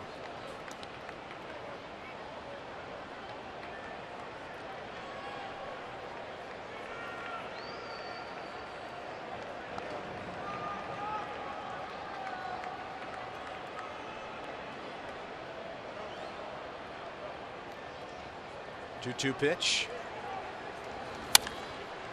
And this one will drift out of play. I mean, you get that many relief pitchers in a bullpen, it's a party out there. It really is. Those guys don't lock in until it's time. I mean, they're probably all locked in now that the gate's been open. When you get that many guys in a bullpen, they're having fun down there.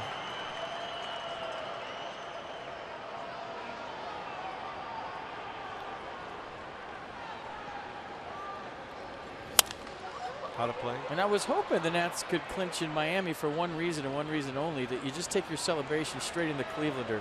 You just hop the fence like you're escaping from prison. You just go over the wall and just right into the Clevelander, and that's where your party is. I mean, just take all the champagne, everything out there, and that's where it happens. 2-2 and quite a pitch by Matt Latos. That one diving. His first strikeout. 2 in a row here in the 5th, and Nissan will track it. Pretty good slider, I believe, here by Matt. Let's check it out again.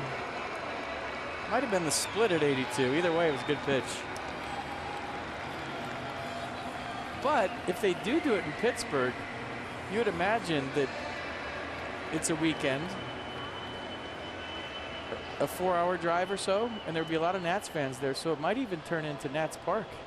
That would be very cool. There's always Nats fans at PNC when the Nats play there, but this time you think there would be lots. Good early call. Think about your travel plans. Oh, these guys talking across the dugout. D. Gordon and Bryce Harper. Yeah, battling it out for the batting championship last year. D got him. Chris Johnson, I believe.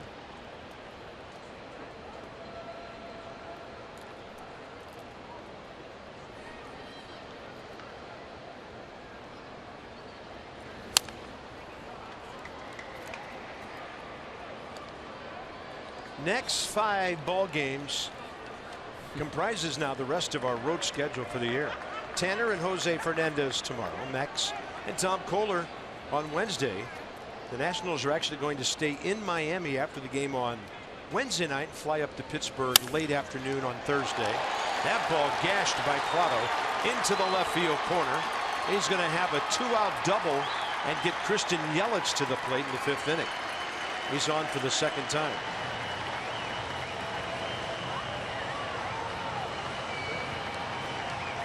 See, this is where I think the Marlins have you exactly where they want you. Because if you pitch around Yelich, then you have to pitch to Stanton, and there's a chance it could be 5-3. But Yelich is the Marlins' best hitter by far, in my opinion. Maybe the guy at stand on second could make an argument. But 19 home runs, 94 RBIs, 300 average. So what do you do here if you're Dusty Baker? You have a base open. It's the 3-2 game. Don't want the winning run on first, I know, but what do you do? Yelich is 0 for 3 with a walk career against Matt Latos. I guess see if he'll hit your best pitch.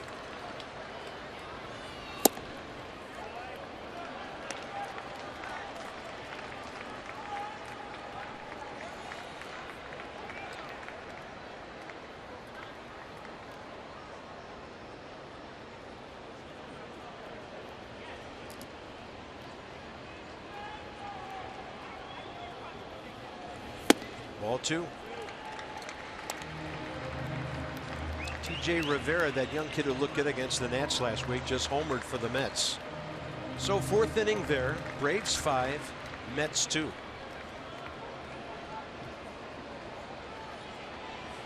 Good strategy by the Nats. Get the Braves hot. Send them to New York.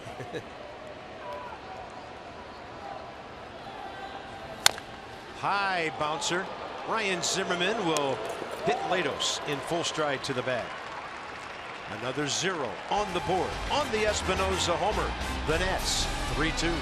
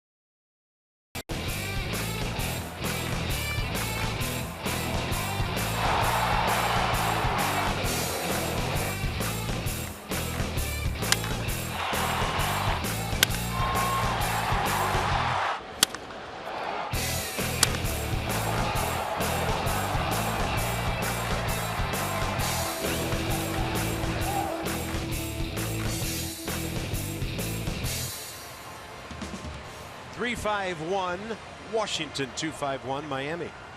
Third Marlins pitcher of the night, 26-year-old right-hander Brian Ellington, another Florida kid, born in Gainesville.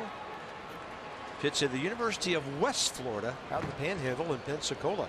26th appearance for the Fish this year. A fastball averaging 98 miles an hour.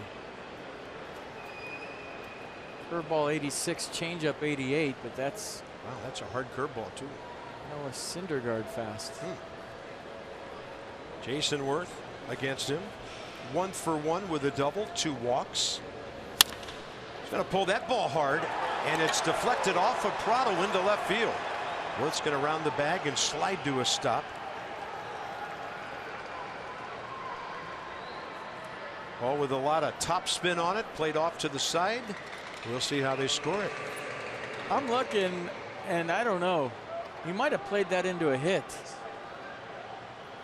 And I think he did, just because he was fading away from it. And Jason Worth will definitely take it. Leadoff man on here in the 6th. Well, that makes up for the one last time that was going up the middle. That kicked off Chen. True. And Jason will tell you, no, it doesn't. Here's Rendon. Well, I think most hitters, all hitters would tell you, they never quite even out. No, they want them all. They should. Anthony, 1-for-2 career against the right-hander. Pop up to short, ground ball to second so far tonight.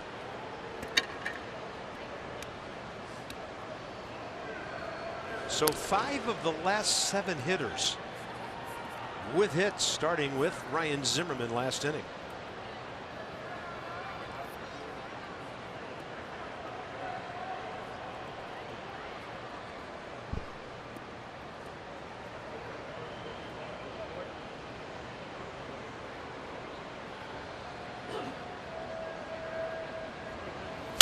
Rendon down to Prado.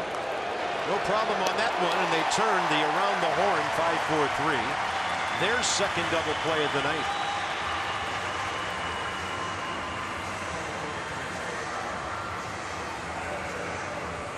Nats box. Consecutive hits. Zimmerman, Heisey, the Espinosa homer, and a base hit by Defoe last inning, accounting for all the runs. So it's been kind of a quick strike offense here the last 2 innings.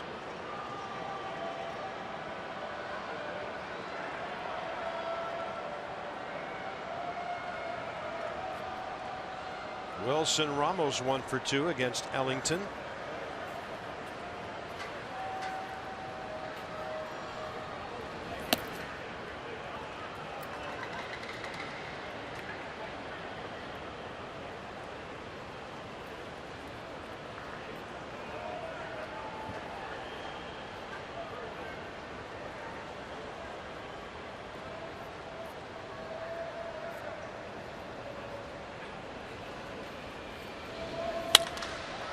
And that one's got some carry to it, even though Wilson got it down toward the end of the bat. Hit it 400 feet. So strong. Nats by 1 after 5.5.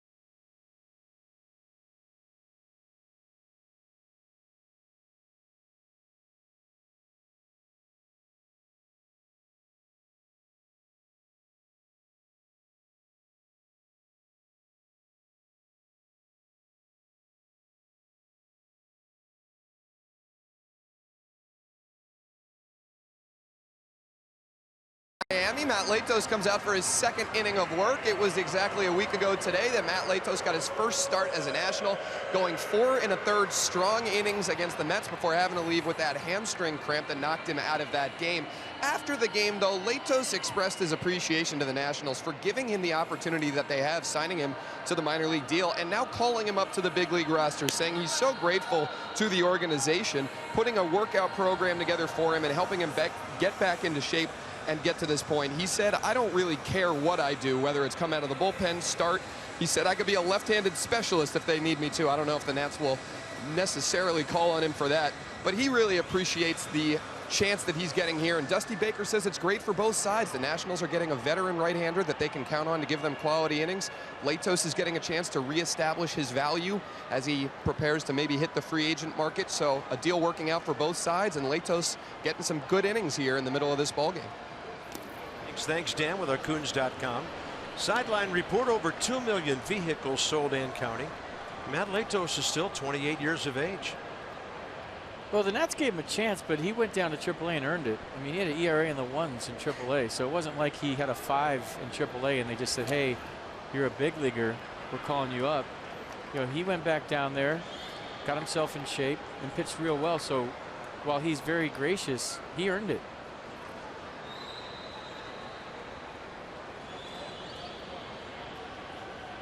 Shift on. 2-0 pitch, and Stanton takes it low and away. Giancarlo Stanton, career 4 for 10 against Matt. 3 walks, 3 RBIs.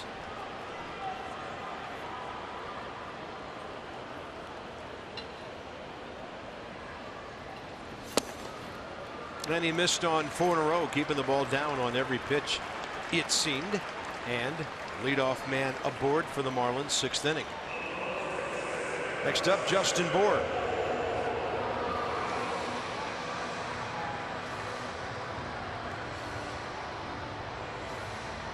So Stanton's blowing the 2nd inning, their first run. The second one came on the Christian Yelich opposite field ground rule double. And as we show you that graphic in the box score, they're going to go right ahead and run for Giancarlo Stanton. That is Jeffrey Perez. Well, that has to have something to do with his groin injury. I mean, you don't get to run for your best hitter, or one of your best hitters, in the bottom of the 6th unless Don Mattingly's trying to get Stanton off his feet because of that groin thing we were talking about. And Mattingly was pretty vocal about it over the weekend. That there was a double by Ozuna on which Stanton did not score from first, and then Don saw him struggle on a ground ball getting to first base another time. It's a big man that they need well for the long haul around here.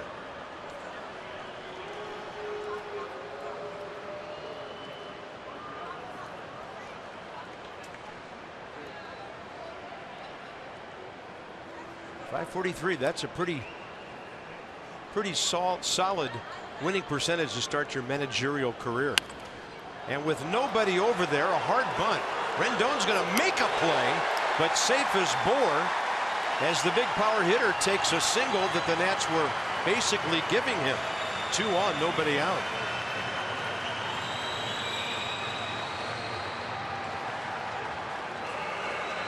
Well, it's a good idea. You're going to shift on me, I'm going to bunt on you, and in a 1-run game now, at the very least, you get the tying run to second base. At the very best, you get yourself a base hit. D. Gordon went absolutely nuts on the very end of the Marlins bench. He was jumping up and down, pointing at him. I bet you D. Gordon told him to try it because he was acting like he took credit for the bunt. JT Realmuto, the catcher, is next.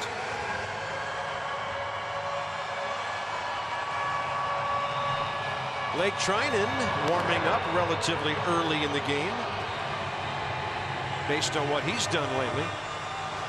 Justin Bour had never faced Latos, and neither has Realmuto. This is an extended visit here. Finally, Dan Bellino manages to break things up.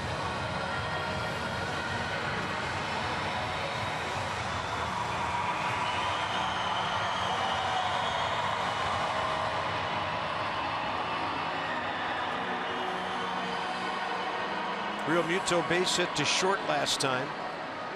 On that ball, Danny Espinosa threw, and it skipped by Ryan Zimmerman. So the tying run, second base, nobody out. The Marlins bunt right here with Echeverria on deck.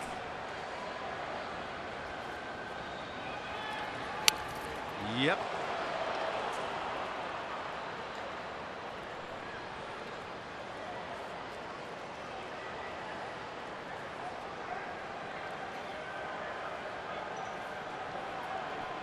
I like the play. You're down by one. You get the tying run to third, the winning run to second with one out.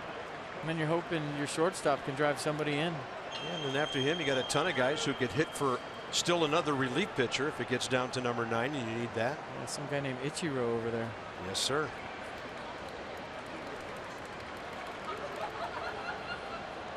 On the 0-1, no square around there, and the fastball's a strike. So we're into the 9 o'clock hour at Marlins Park in Miami. 14th meeting between the Nats and the Fish this year. Washington 7-6. There's Ichiro, he of the 3,027 major league hits. He's ready.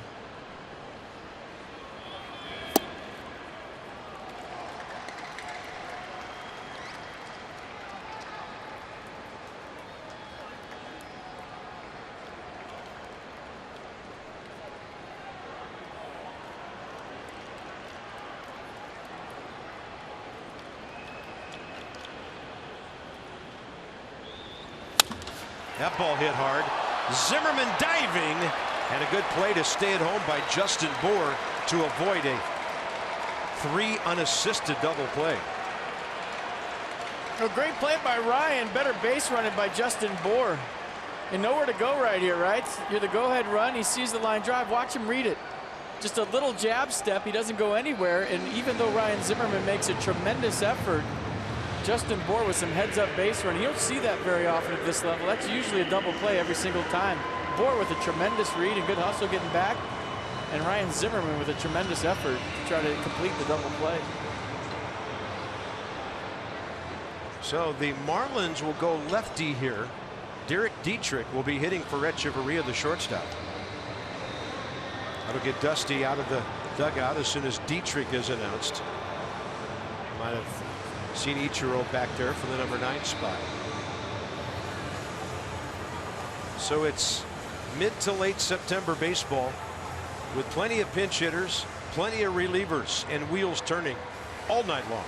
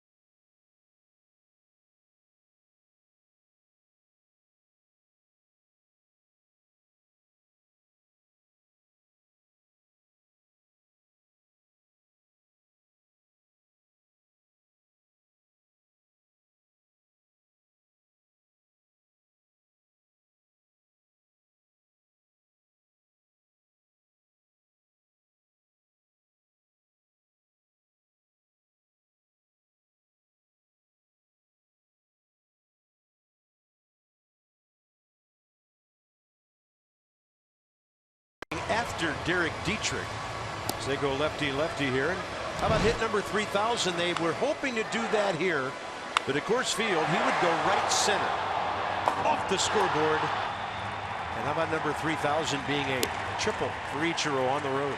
He said, when I first came over to the United States, a lot of people didn't think I would last a year. How'd that work out? He also said he didn't want to limp. toward the 3,000 hit mark. He just wanted to be part of a ball club playing well, and he was. You remember at that time, he was getting 2-3 a day. Interesting story about him over the weekend in the Miami Herald. The Marlins, a lot of people think, are going to pick him up for next year again as a free agent. And he says he wants to play till he's 50. That's 5.5 years from now.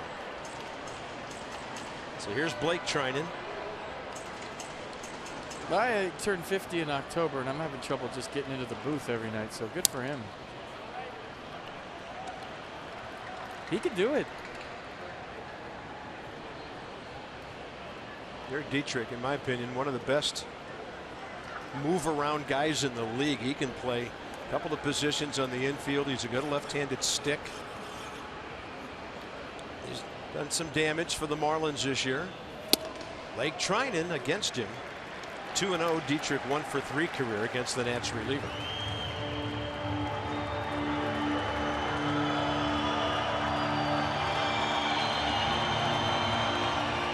Second base Perez.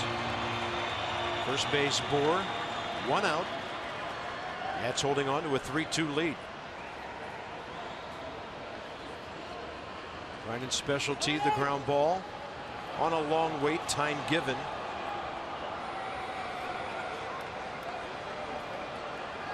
Eleven strikeouts in 9 innings, and nothing happening much around the bases behind Blake. He commanded the fastball, commanded the slider.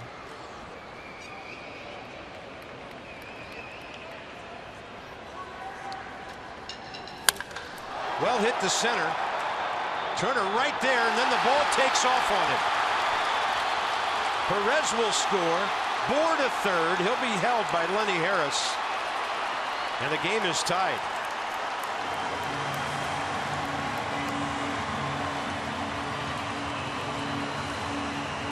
Well, that's a tough one for a center fielder. The low one right at your head, and you see Turner with just a little hesitation. He opened up the wrong way, and then he had to do that karaoke move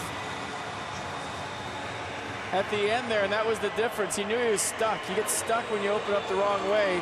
You can't utilize your speed, and so all you can do is open up your hips and try to make an emergency catch.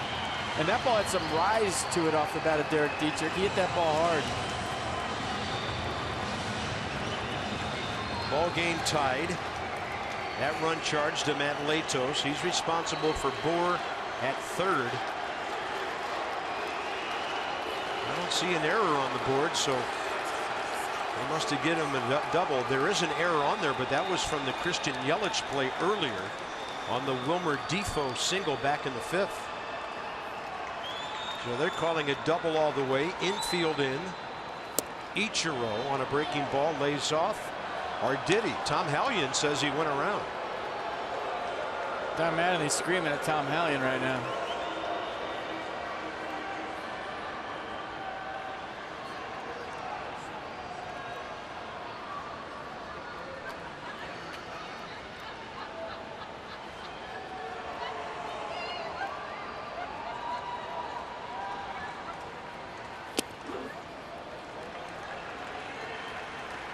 And because Justin Bohr's on third, you look at the active hit leaders.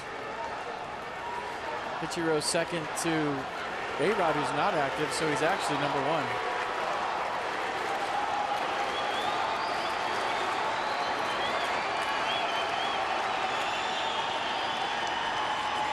One pitch. Foul tip. Ichiro 0-for-1 career against Trinan.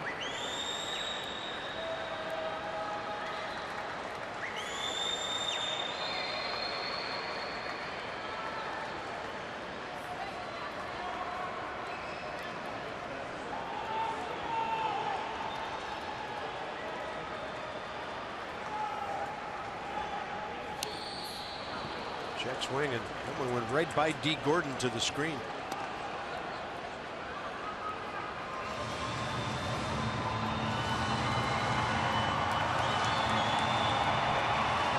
Ichiro has struck out this year 39 times in 312 at-bats.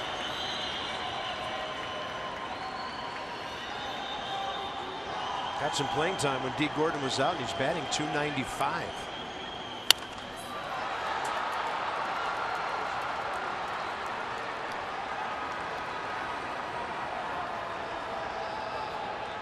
Dusty going with the right-hander against all these lefties that are stacked together for Don Mattingly. He's got a lot of confidence in Blake trying to get lefties out. I've seen a lot of managers in these situations go matchups and bring in lefty after lefty. To the right side, that was going to score a run anyway. Now they got the runner hung up between second and third. Ramos to Espinosa to Rendon. So Bohr scores, and then Dietrich hung up. Marlins lead 4-3.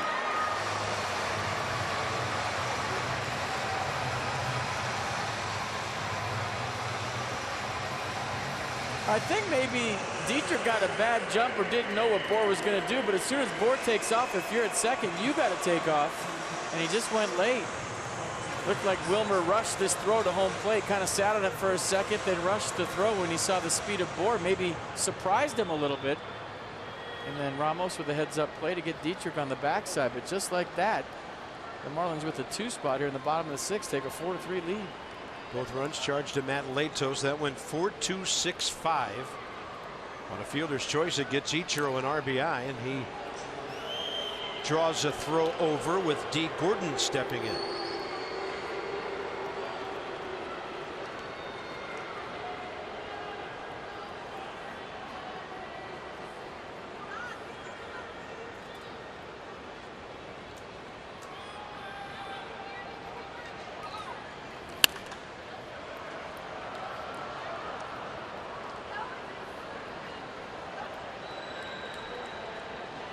Fernando Rodney. 8 saves as a Marlin, but a very high ERA since he came over here. Yeah, he's getting hit around a little bit.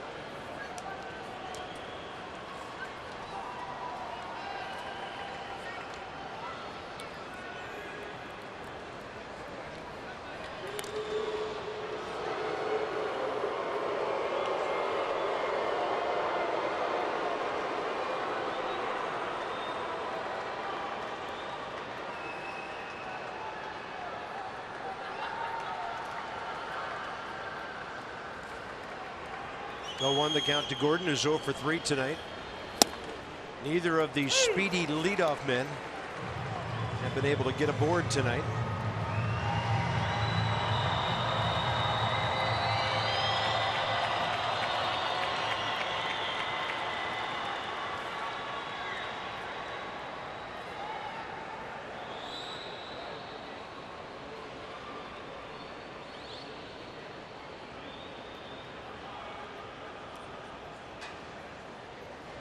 Oh, 2 now, and that slider down and in.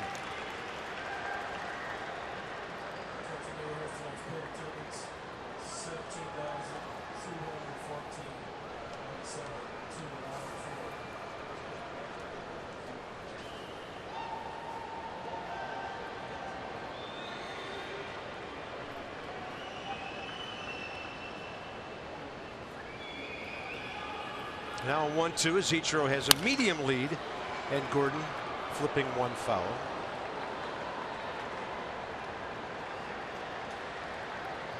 D. Gordon can hit a fastball. I like that slider at his back knee again if those guys are thinking that might be a good option. Might get him to chase at something in the dirt.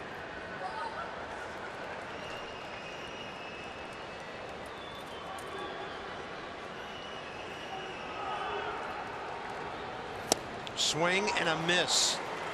96 with sink the way Trinan throws that. But the Marlins pick up 2, a leadoff walk, a bunt base hit by Bohr, open the door to giving them the lead again.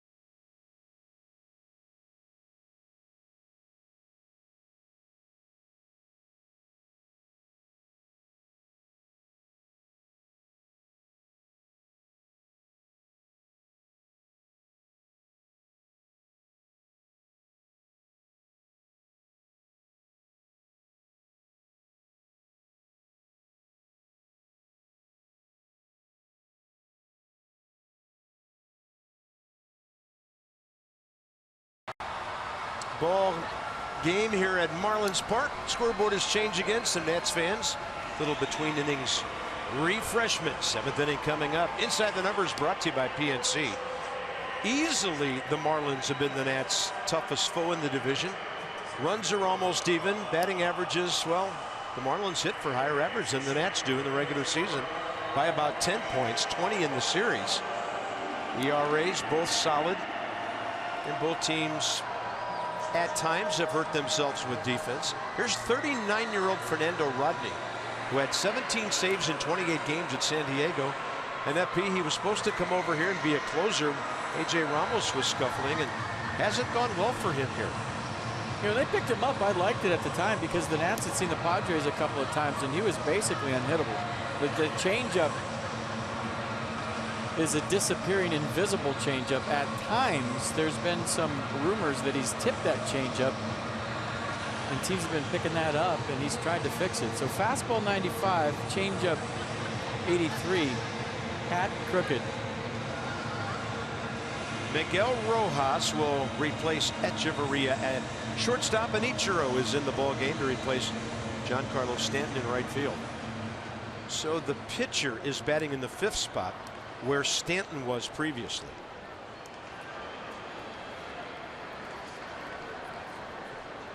Ryan Zimmerman got the rally started 2 innings ago with a one out hot shot up the middle. Ryan 0 for 2 career against Rodney.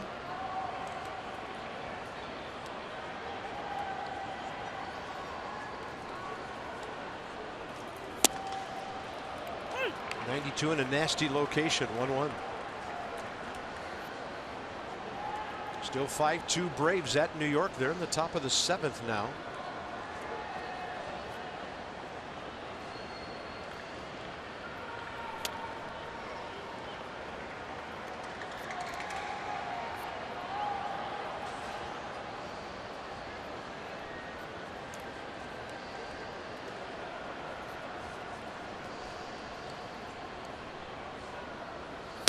Outside, 3-1. Excuse me, Carp. I'm telling you, late in the season, these are such trap games. Even if you're trying to clinch a division, you're playing in ballparks where there's no atmosphere against teams with young players that want to prove their worth against the first place team.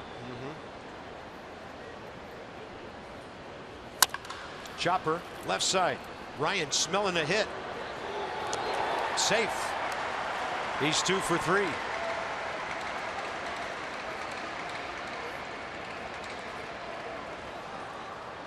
You know, I don't know what the atmosphere was like in Atlanta this weekend. I wasn't there, but I've been to that ballpark where it's not a lot of fun to play when there's nobody there. Same goes for here late in the season. They're having trouble drawing some fans. So what do you got to do? You got to pump yourself up and try to beat out an infield single, maybe fire up your ball club on the bench. Well, the Braves drew some decent crowds because they had promotions going on. Fireworks Friday, 33,000.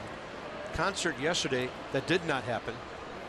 37,000, and 36,000 of them were gone by the time the game got called. But your point's well taken. An announced crowd, shall we say, 17,214 here tonight. Yeah, but it's big leagues. Got to find a way. And maybe Echeverria makes that play against Ryan Zimmerman. Going upstairs, unable to reach it, Chris Heisey. Smart hitting by Ryan. Miguel Rojas just into the game, hit a chopper to him. Yeah, I like it. He meant to do that. Ryan's 2 for 3. That's all I know, and anything to get him going. That ball was hanging up, and Heisey punished it to left. He got an off-speed pitch. No problem turning on that, and this is the 2nd time in a row Zimmerman and Heisey have gone back-to-back hits. And Danny Espinosa last time. Big Papa. 22nd home run.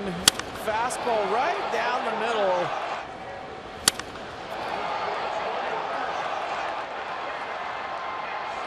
And he hit it to his friends in the bullpen. Dusty Baker digging it. The awkward hug from your manager is always a good thing. Now he's trying to go deep from the left side too. Danny Espinosa.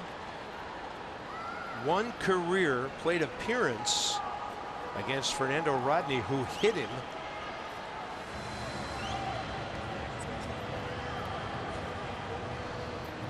Juan Nieves back out there, the Marlins pitching coach. Well, this game's got some twists and turns to it. 4-7-1 Marlins, 3-8-1 Nationals. Miami has left a frustrating 6 men on base so far. You might as well wear your hat backwards if you're going to wear it that sideways. I mean, what's the difference? Just turn it around and go rally hat on the mound. Is that legal? I don't think it is, but why is that legal? Hunter Cervenka, one of their 3 lefties. Why is that a center cut fastball or what? Yes. Got a small power zone for a guy with 22 home runs. Tighten it up. Let's go.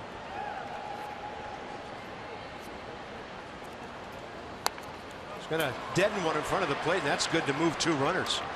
Agdani taken off down the line, almost turning that into bases loaded. So for Espinoza, his 7th sacrifice of the year. Nicely done. Get some high fives.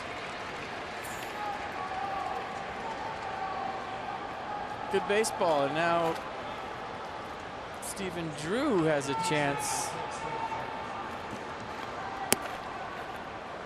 to face the lefty out of the pen. We'll see. Stephen Drew replacing Defoe.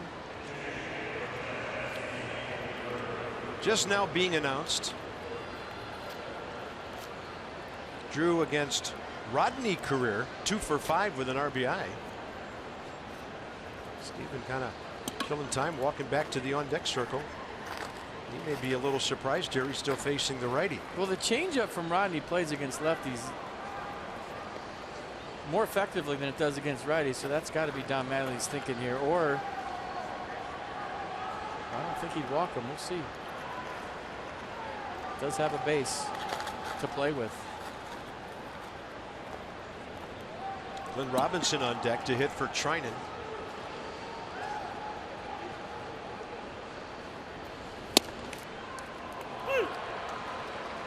Changeup. Oh, he didn't want it there.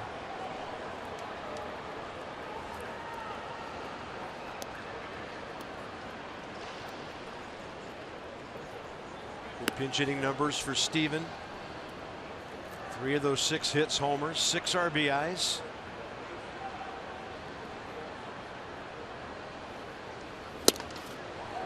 That 95 on the inside edge, and now the battle begins.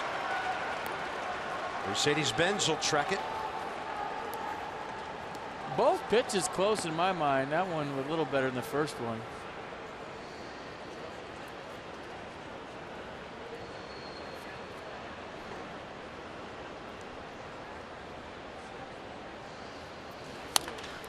Had to be hacking, and he pulled it foul. Well, you got to be ready to hit 95 and be able to adjust to hit 85. What's that mean? Well, gear up for the heater and then try to keep your hands back as long as you can and just touch the changeup.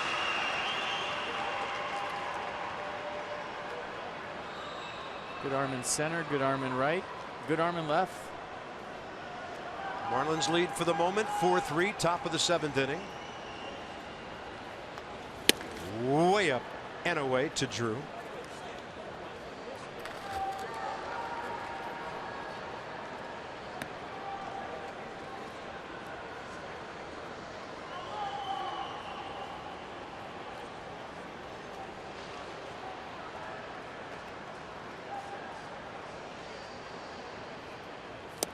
Change-up got him. Took the hitter to his knee, and that's 2 outs. Well, huge strikeout for Fernando Rodney and the Marlins. Goes change-up to Stephen Drew after showing him a fastball up and away. Tried to just stay through it and make contact. Couldn't. Good pitch by Rodney. Glenn Robinson faces Fernando for the first time.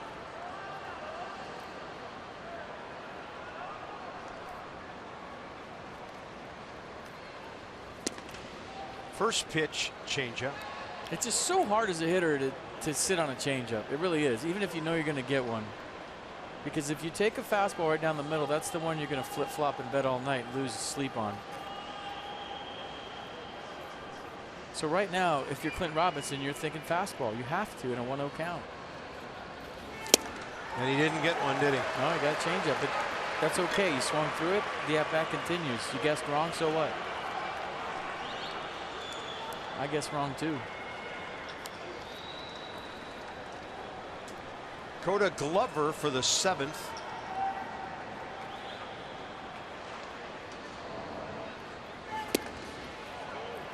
So 3 changeups in a row. What are you thinking right now? Gotta throw me a fastball. Gotta right? throw me a fastball.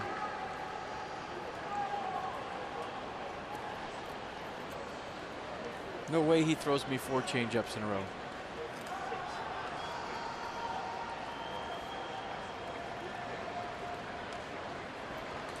And he did. Changeup.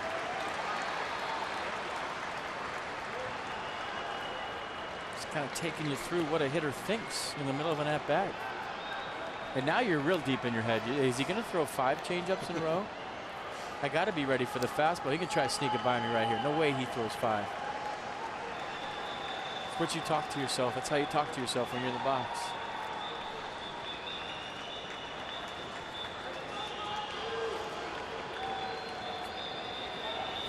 He got a fastball, 97, and the Nats are gone in the 7th.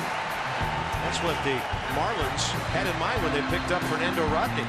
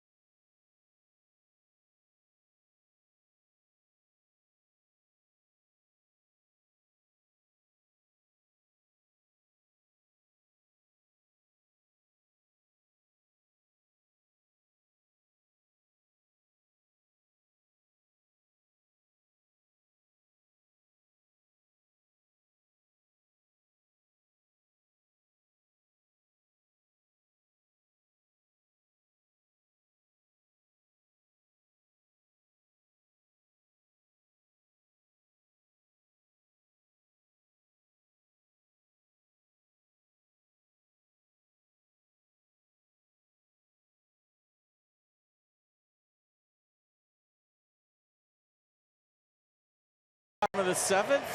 All kinds of dancing going on here at Marlins Park, but how about some yoga at Nats Park? It's back. Yoga in the outfield Sunday, October 2nd. After the Nats Marlins play at 3:05, you can participate in post-game yoga class and receive a Nationals yoga mat. Namaste. A special ticket is required, so visit nationals.com/yoga. Speaking of yoga, here's Coda Glover, and the two have absolutely nothing in common. Yoga, Coda. Yeah. So for the Nats' 23-year-old, 17th appearance. He has not faced the Marlins before. Stephen Drew stays in to play second base. Leadoff man Marcell Ozuna, 1 for 3 with a triple. Hit the ball hard first time, and Heisey robbed him of a hit on a line drive to right, way back in the first.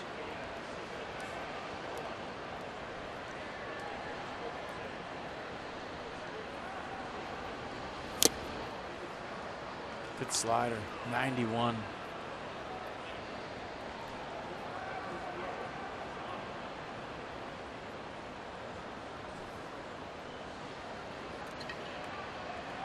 Two, three, four. Prado and Yelich to follow here in the 7th. That ball right off the end of the bat.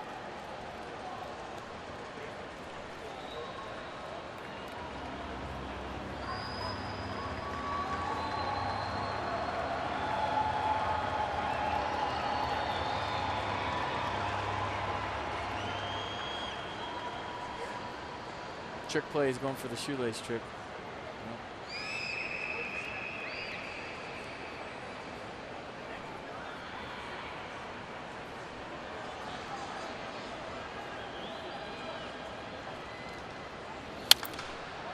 '98. Boy, if Coda Glover can lock in and figure this whole thing out, which you kind of have a feeling he might, what a weapon for Dusty Baker moving into October. 98 with a 91, 92 mile an hour slider.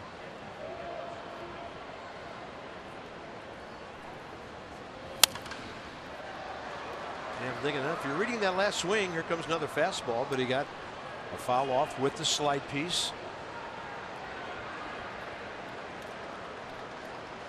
So here's Nissan with the at bat.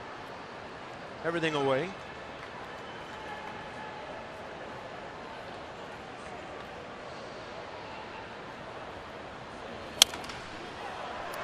And that 81 slowed everything down, but it's over the screen. So the Glover slider, to me, at times is sharp and late, and at times has a lot of sweep to it. And when it has sweep to it as a hitter, it gives you a chance because it's 6-7 miles an hour slower than your fastball. So although there was some break there, you still have a chance to hit this. You see how it just kind of like loops in there? Yeah. Max Scherzer's slider, sharp, quick, and late. That's the one that's tough to hit. But if you throw that big frisbee in there, even though it's 92, it's kind of like a 92 mile an hour cutter at times.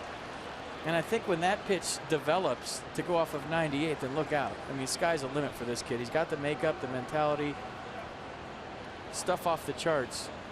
But when that slider's quick and late is when he's at his best.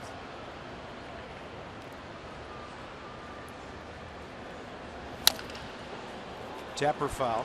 Straight back, 1-2 still. Quite a battle here.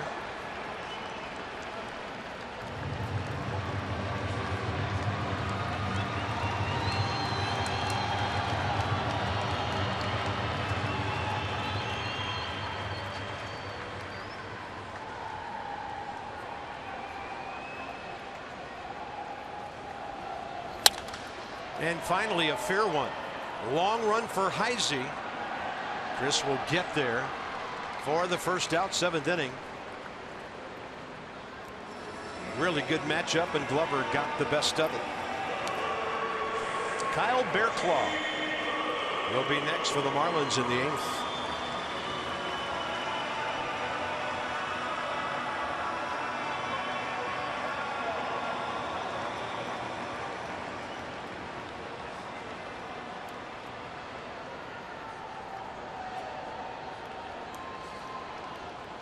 Martin Prado, a walk, a double. I mean, that is a bolt. Outer half of the knees.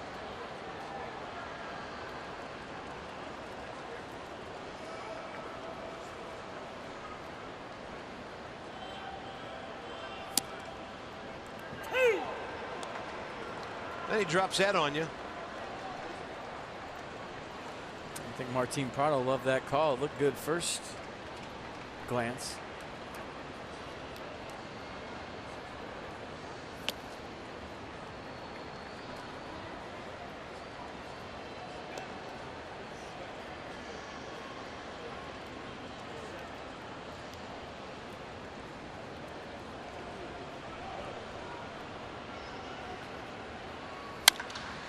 Hard hit right side.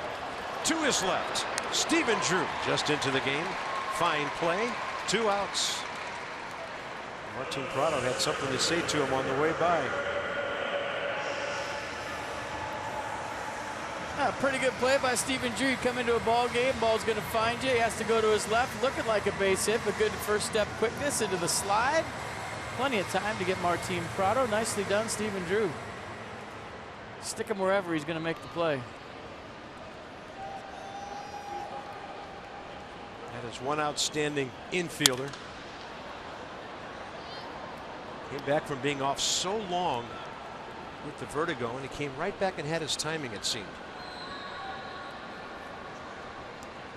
So here's Christian Yelich, who's 1 for 3 with an RBI ground rule double, 3rd inning.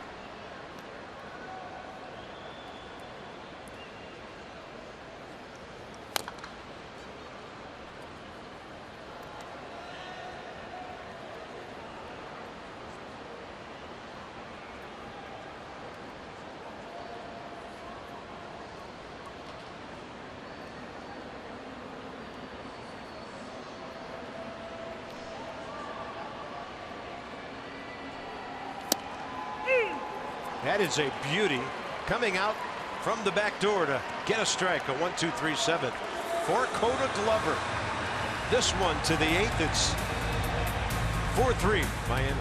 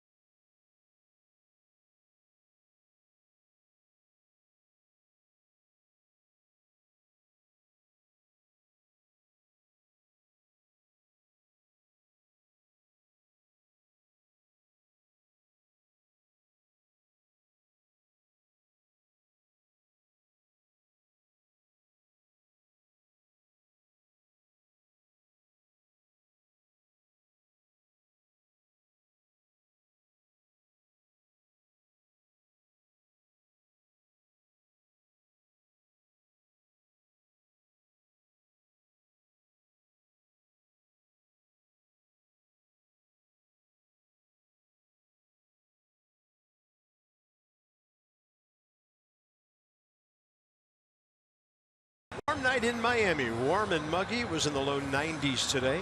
The customary 3 p.m. rain started blowing in. But we're undercover, and you always know you're going to play at Marlins Park. It's a beautiful thing. Nats Plus memberships for next year on sale right now. Join for the only way to guarantee postseason tickets for this year and guarantee access to the 2018 All-Star Game. So enjoy the exclusive experiences, rewards, and access that membership provides. Call 202-675-NATS or at the bottom of your screen to log on. Get it all going for 2017. So here is 26-year-old Kyle Bearclaw for the Marlins. The Nats have seen him several times, and he's been busy this year. Appearance number 72. He got a good fastball. It averages 96. Slider pretty good too at 82. Occasional changeup, only 4% of the time at 89. And this is, I mean, you could almost say the ball game right here if he gets Trey Turner out, or if Trey Turner gets on. 1-run game, speed at the plate. This is huge. Trey 0 for 3 tonight, a strikeout. 2 ground balls to short. He has faced Bearclaw before. That was last year. And in one plate appearance, Kyle walked him. Couldn't stop his swing on a breaking ball. Strike 1. Right now, the Marlins bullpen tonight.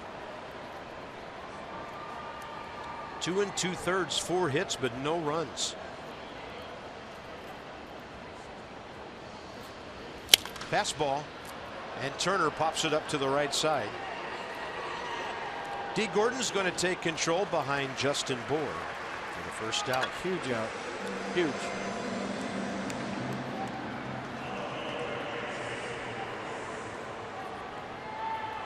Jason Worth 1 for 3 tonight, and 0 for 2 against this right-hander.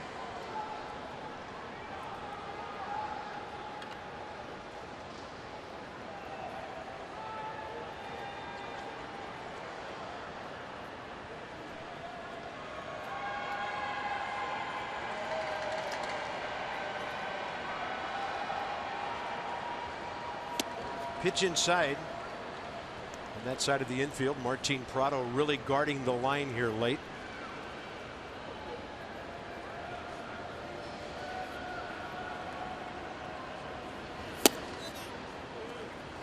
Close. And it's 2-0. Bearclaw had to look back at Dan Bellino, the home plate umpire.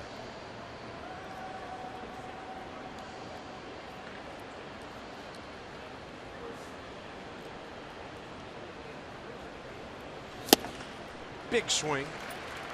Remember, he hit career home run number 200 here in the artwork in left center field.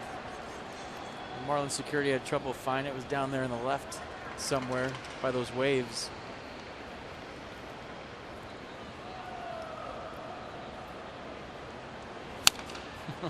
I remember his react. He was in the dugout with his hands together, praying that they would find the baseball. That was funny. He's trying to hit 219 right now, but he was somewhere down there in the choppy waters. It's like high tide to me.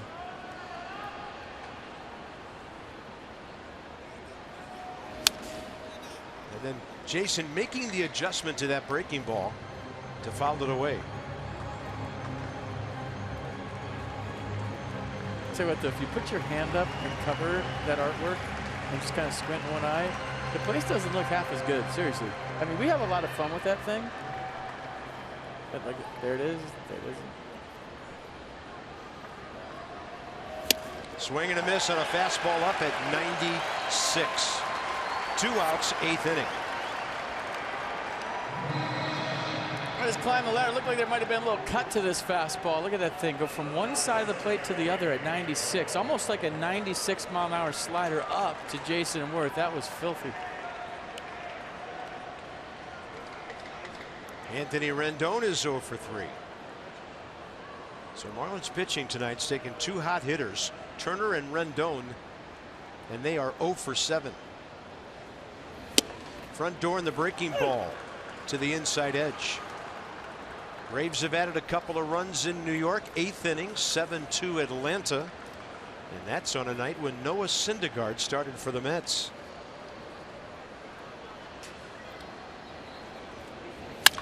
That ball ripped, but playing toward the middle, Miguel Rojas, and the Nats go 1-2-3. They've only got 3 outs with which to work in a 1-run game.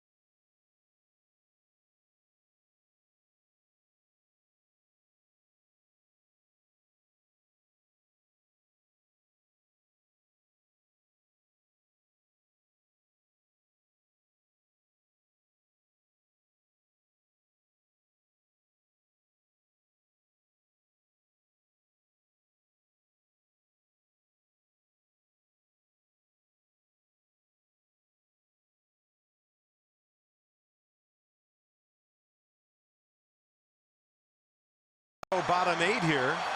4-7-1 Miami, 3-8-1 Washington. And the Nats have struck out 5 tonight, so that's $37 times 5 to the children in at the National Institutes of Health, thanks to our Washington area Toyota dealers, helping children and their families with Toyota. K's for kids. And that's the loudest the crowd has been all night. And on Kiss Cam, there was an older couple, let's just say, and this crowd went nuts. And I think I'm being kind by saying older. I mean, this is not a time for TMI. I mean, all right. Well done. Way to go. I love it. Chris Johnson, the hitter. Fastball for a strike from Coda Glover into his second inning of work here. So all these Marlins seeing Glover for the first time. 17 pitches. 15 strikes in that 1-2-3 seventh inning. Had a long battle with Marcelo Zuna. And there's A.J. Ramos, the Miami closer. He's 37 out of 40 this year, saving. Breaking ball. And that thing almost changed directions, hooking to Danny Espinosa. He made a move to his left, and it almost went totally the other way. Glover just getting outs.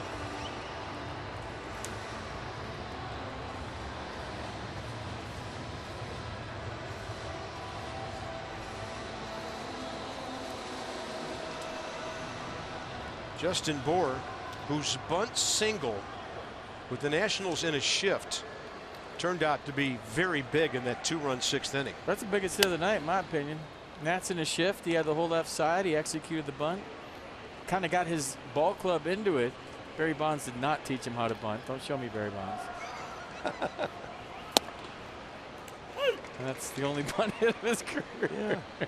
Free swinging, power hitting first baseman, and a bunt hit the big so-called blow of the game. Barry will take credit for it. Trust me. Just go ask him. He'll tell you.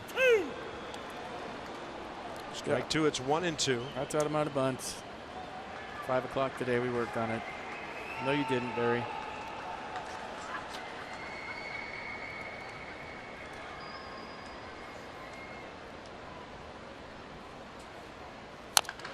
Within the backdoor breaking ball. That's fair. Glover gloved it and then throws wide to Ryan Zimmerman. Ryan trying to dive to his right. We'll see how they score it. And Justin Bour surprisingly fast, but I don't think he was getting after it right here. And they have to call that an error just based on that Justin Bour was not really running. Maybe he's hurt, maybe he's dinged up, who knows. Yeah. This late in the season. He's missed a lot of time with a sprained left ankle, so that could be the issue. And he's been hustling all over tonight, so backtrack a little on that one. He's had a nice night. So the error to Coda Glover on that. And they get some speed out there, and former Nats farmhand Destin Hood.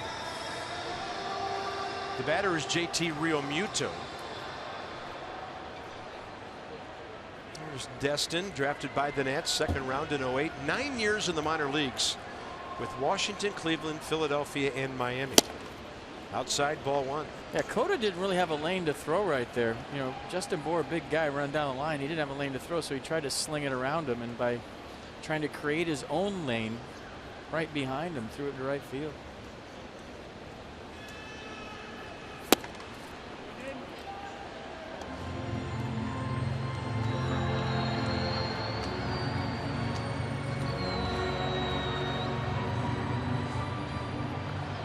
Sean Kelly, if needed in this inning. How to play right side. On a 96 heater, 2 balls, 1 strike. That ball's going to sit there all night. Yeah, went to the top deck.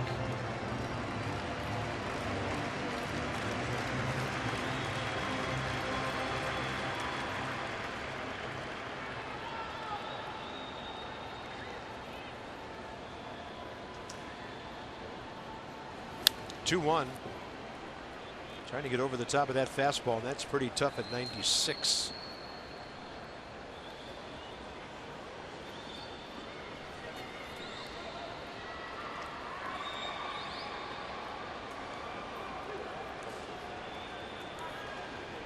Coda Glover would love a ground ball here. He's a power guy, though. That thing is pretty wicked, going from one side to the other, outside 3-2. You would think Don Mattingly, up by a run, would start Destin Hood here, who can fly.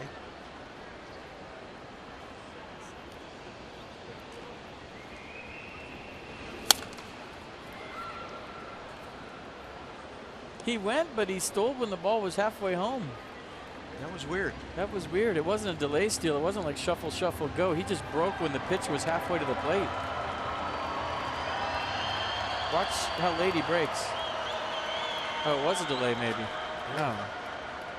3-2. He's going this time. Swing and a miss. Throw to second. High, but pulled down by Stephen Drew on a strikeout throwout double play. We're going to the ninth. 4-5-6. Ramos, Zimmerman, Heisey against A.J. Ramos.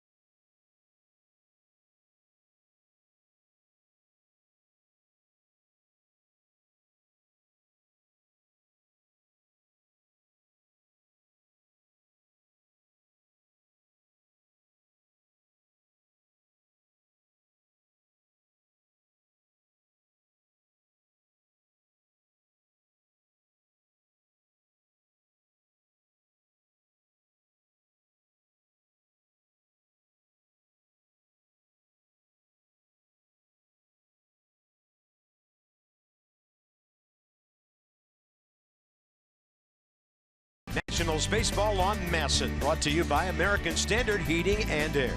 It's their all-star sales event with up to $1,100 in instant rebates or 0% APR for 36 months. And by Joe's. It all started here in Miami. Seafood, prime steak, and stone crab. Going to the ninth. Got a good pitching matchup. Some would call it great tomorrow night. Pair of 15-8 guys. Tanner Roark and Jose Fernandez. Tanner, 31st start, 2.75 ERA. And then for Jose, it'll be his 29th start. 2.99 earned run average. And the league only hitting .229 against him. And this guy's almost unbeatable at home. So the Nats will really have to be good tomorrow. 28-2 with a 1.53 ERA career at home. Jose Fernandez. That's why tonight's an important ball game, and this ninth inning becomes extra important as they face A.J. Ramos. There's Jose. There's Tanner. Ramos up first. Breaking ball outside from A.J. Ramos, 29-year-old right-hander. 63rd appearance. Pitched in 71 games last year. A fastball slider, cut the fastball, curveball change, fastball 92, slider 80.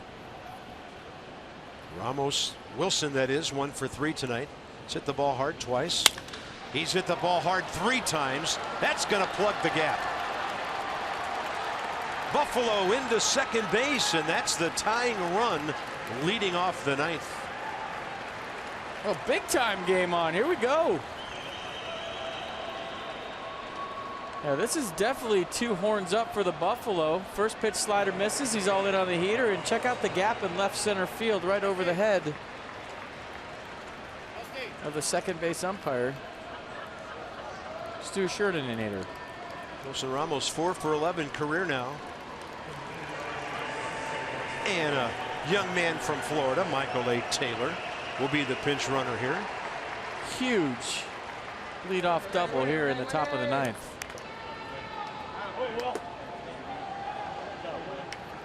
It's up to Ryan Zimmerman to at least get him to third with 1 out, maybe more.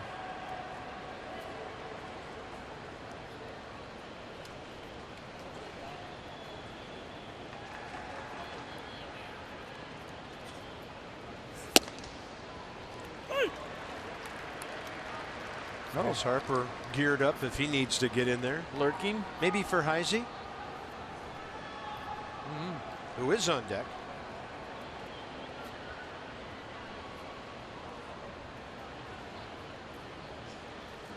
Zimmerman 4 for 12 against Ramos with a home run, 3 RBIs. Breaking ball is low and the count's even, 1-1. Saw it big.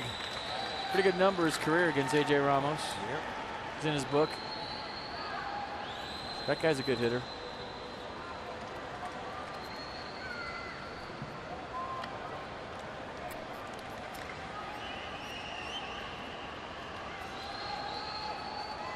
One pitch.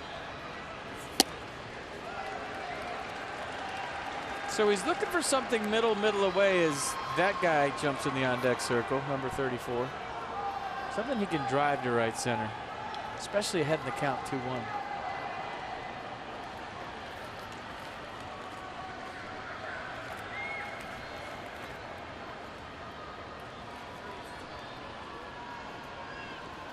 Two-one breaking ball up the middle. One hopper, a throw to third, and they've got Taylor. On a heads-up play by D. Gordon that goes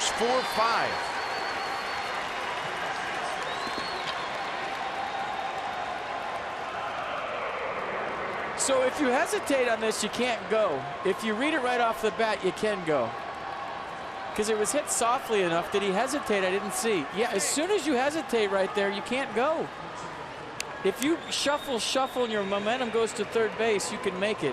But once you hesitate, you got to go back to second because you're already in scoring position.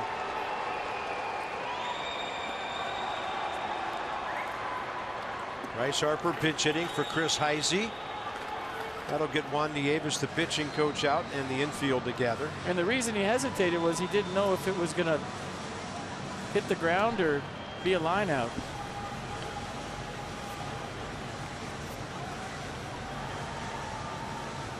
So first of all, for all young base runners, you got to check your defense. Where are they playing? Look over your shoulder. You see where D. Gordon is. So now you know it's up the middle. It's past Ramos. Maybe he was making it be past the pitcher before he advanced, and that's where it got weird. He thought Ramos might snag the line drive. Bryce Harper 2 for 9 career against A.J. Ramos, who has struck him out 4 times.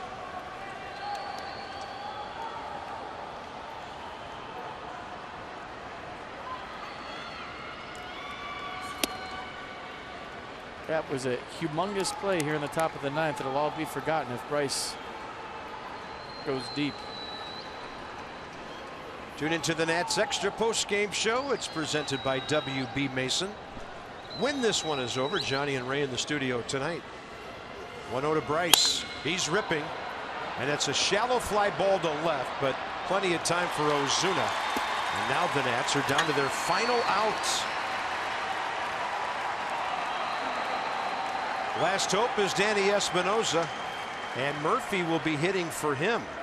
Danny Espinosa 0 for 7 career against Ramos. Murphy 4 for 14. So Dusty pulling out all the stops here. Nice night for Danny. 22nd home run, sacrifice bunt. Dusty Baker going with his best hitter. If you're going to get pinch hit for, I think Danny Murphy's a good candidate. Nobody likes to get pinch hit for, but he's one of the best in baseball.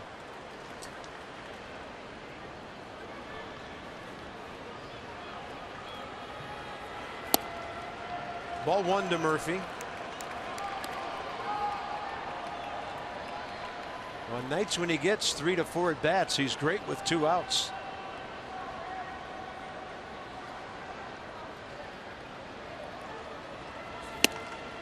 Ball 2. Well, if you give him anything to pull right here, just silly. And you deserve it if he takes you deep. I mean, this ballpark is huge to left center and center. And there's no way Daniel Murphy's beating me pull side here in a 2-0 count. No way. He'll be ready for it, but if Ramos throws it there, it's a mistake. 1 at bat to extend a hitting streak. That was a breaking ball on 2-0.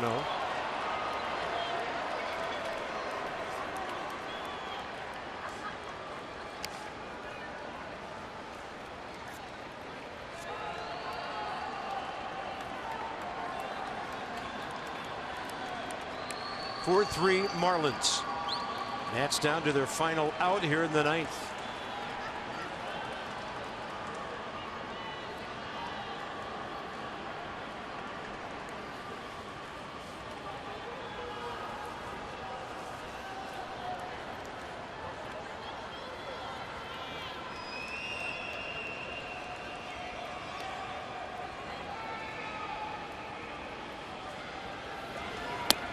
Not even close. 3-1. The danger with trying to backdoor that slider is it comes back over the plate. If it comes back over the plate, it's a pullable pitch because of the speed of the pitch. You can catch it out front and yank it out of here and make it a 5-3 game. I'd just go two-seam fastball away. If he hits it to the Clevelander, I'll sleep tonight. Fastball. Murphy high in the air to right. It's deep. Ichiro is under it, and it's over. The Marlins and the Nats are now 7-7 this year. I'll tell you what, that had too much plate. Murphy knows that he just missed this. A good pass by Daniel Murphy. Look, it was supposed to be away. It was right down the middle. And Murphy knows that he just missed it. And maybe he was even surprised that Ramos gave him that good a pitch to hit. Good bid by Murphy. Bad pitch by Ramos. He got away with it. Marlins hold on to beat the Nationals 4-3. Now we'll keep our eyes on the score in New York. Back in a minute.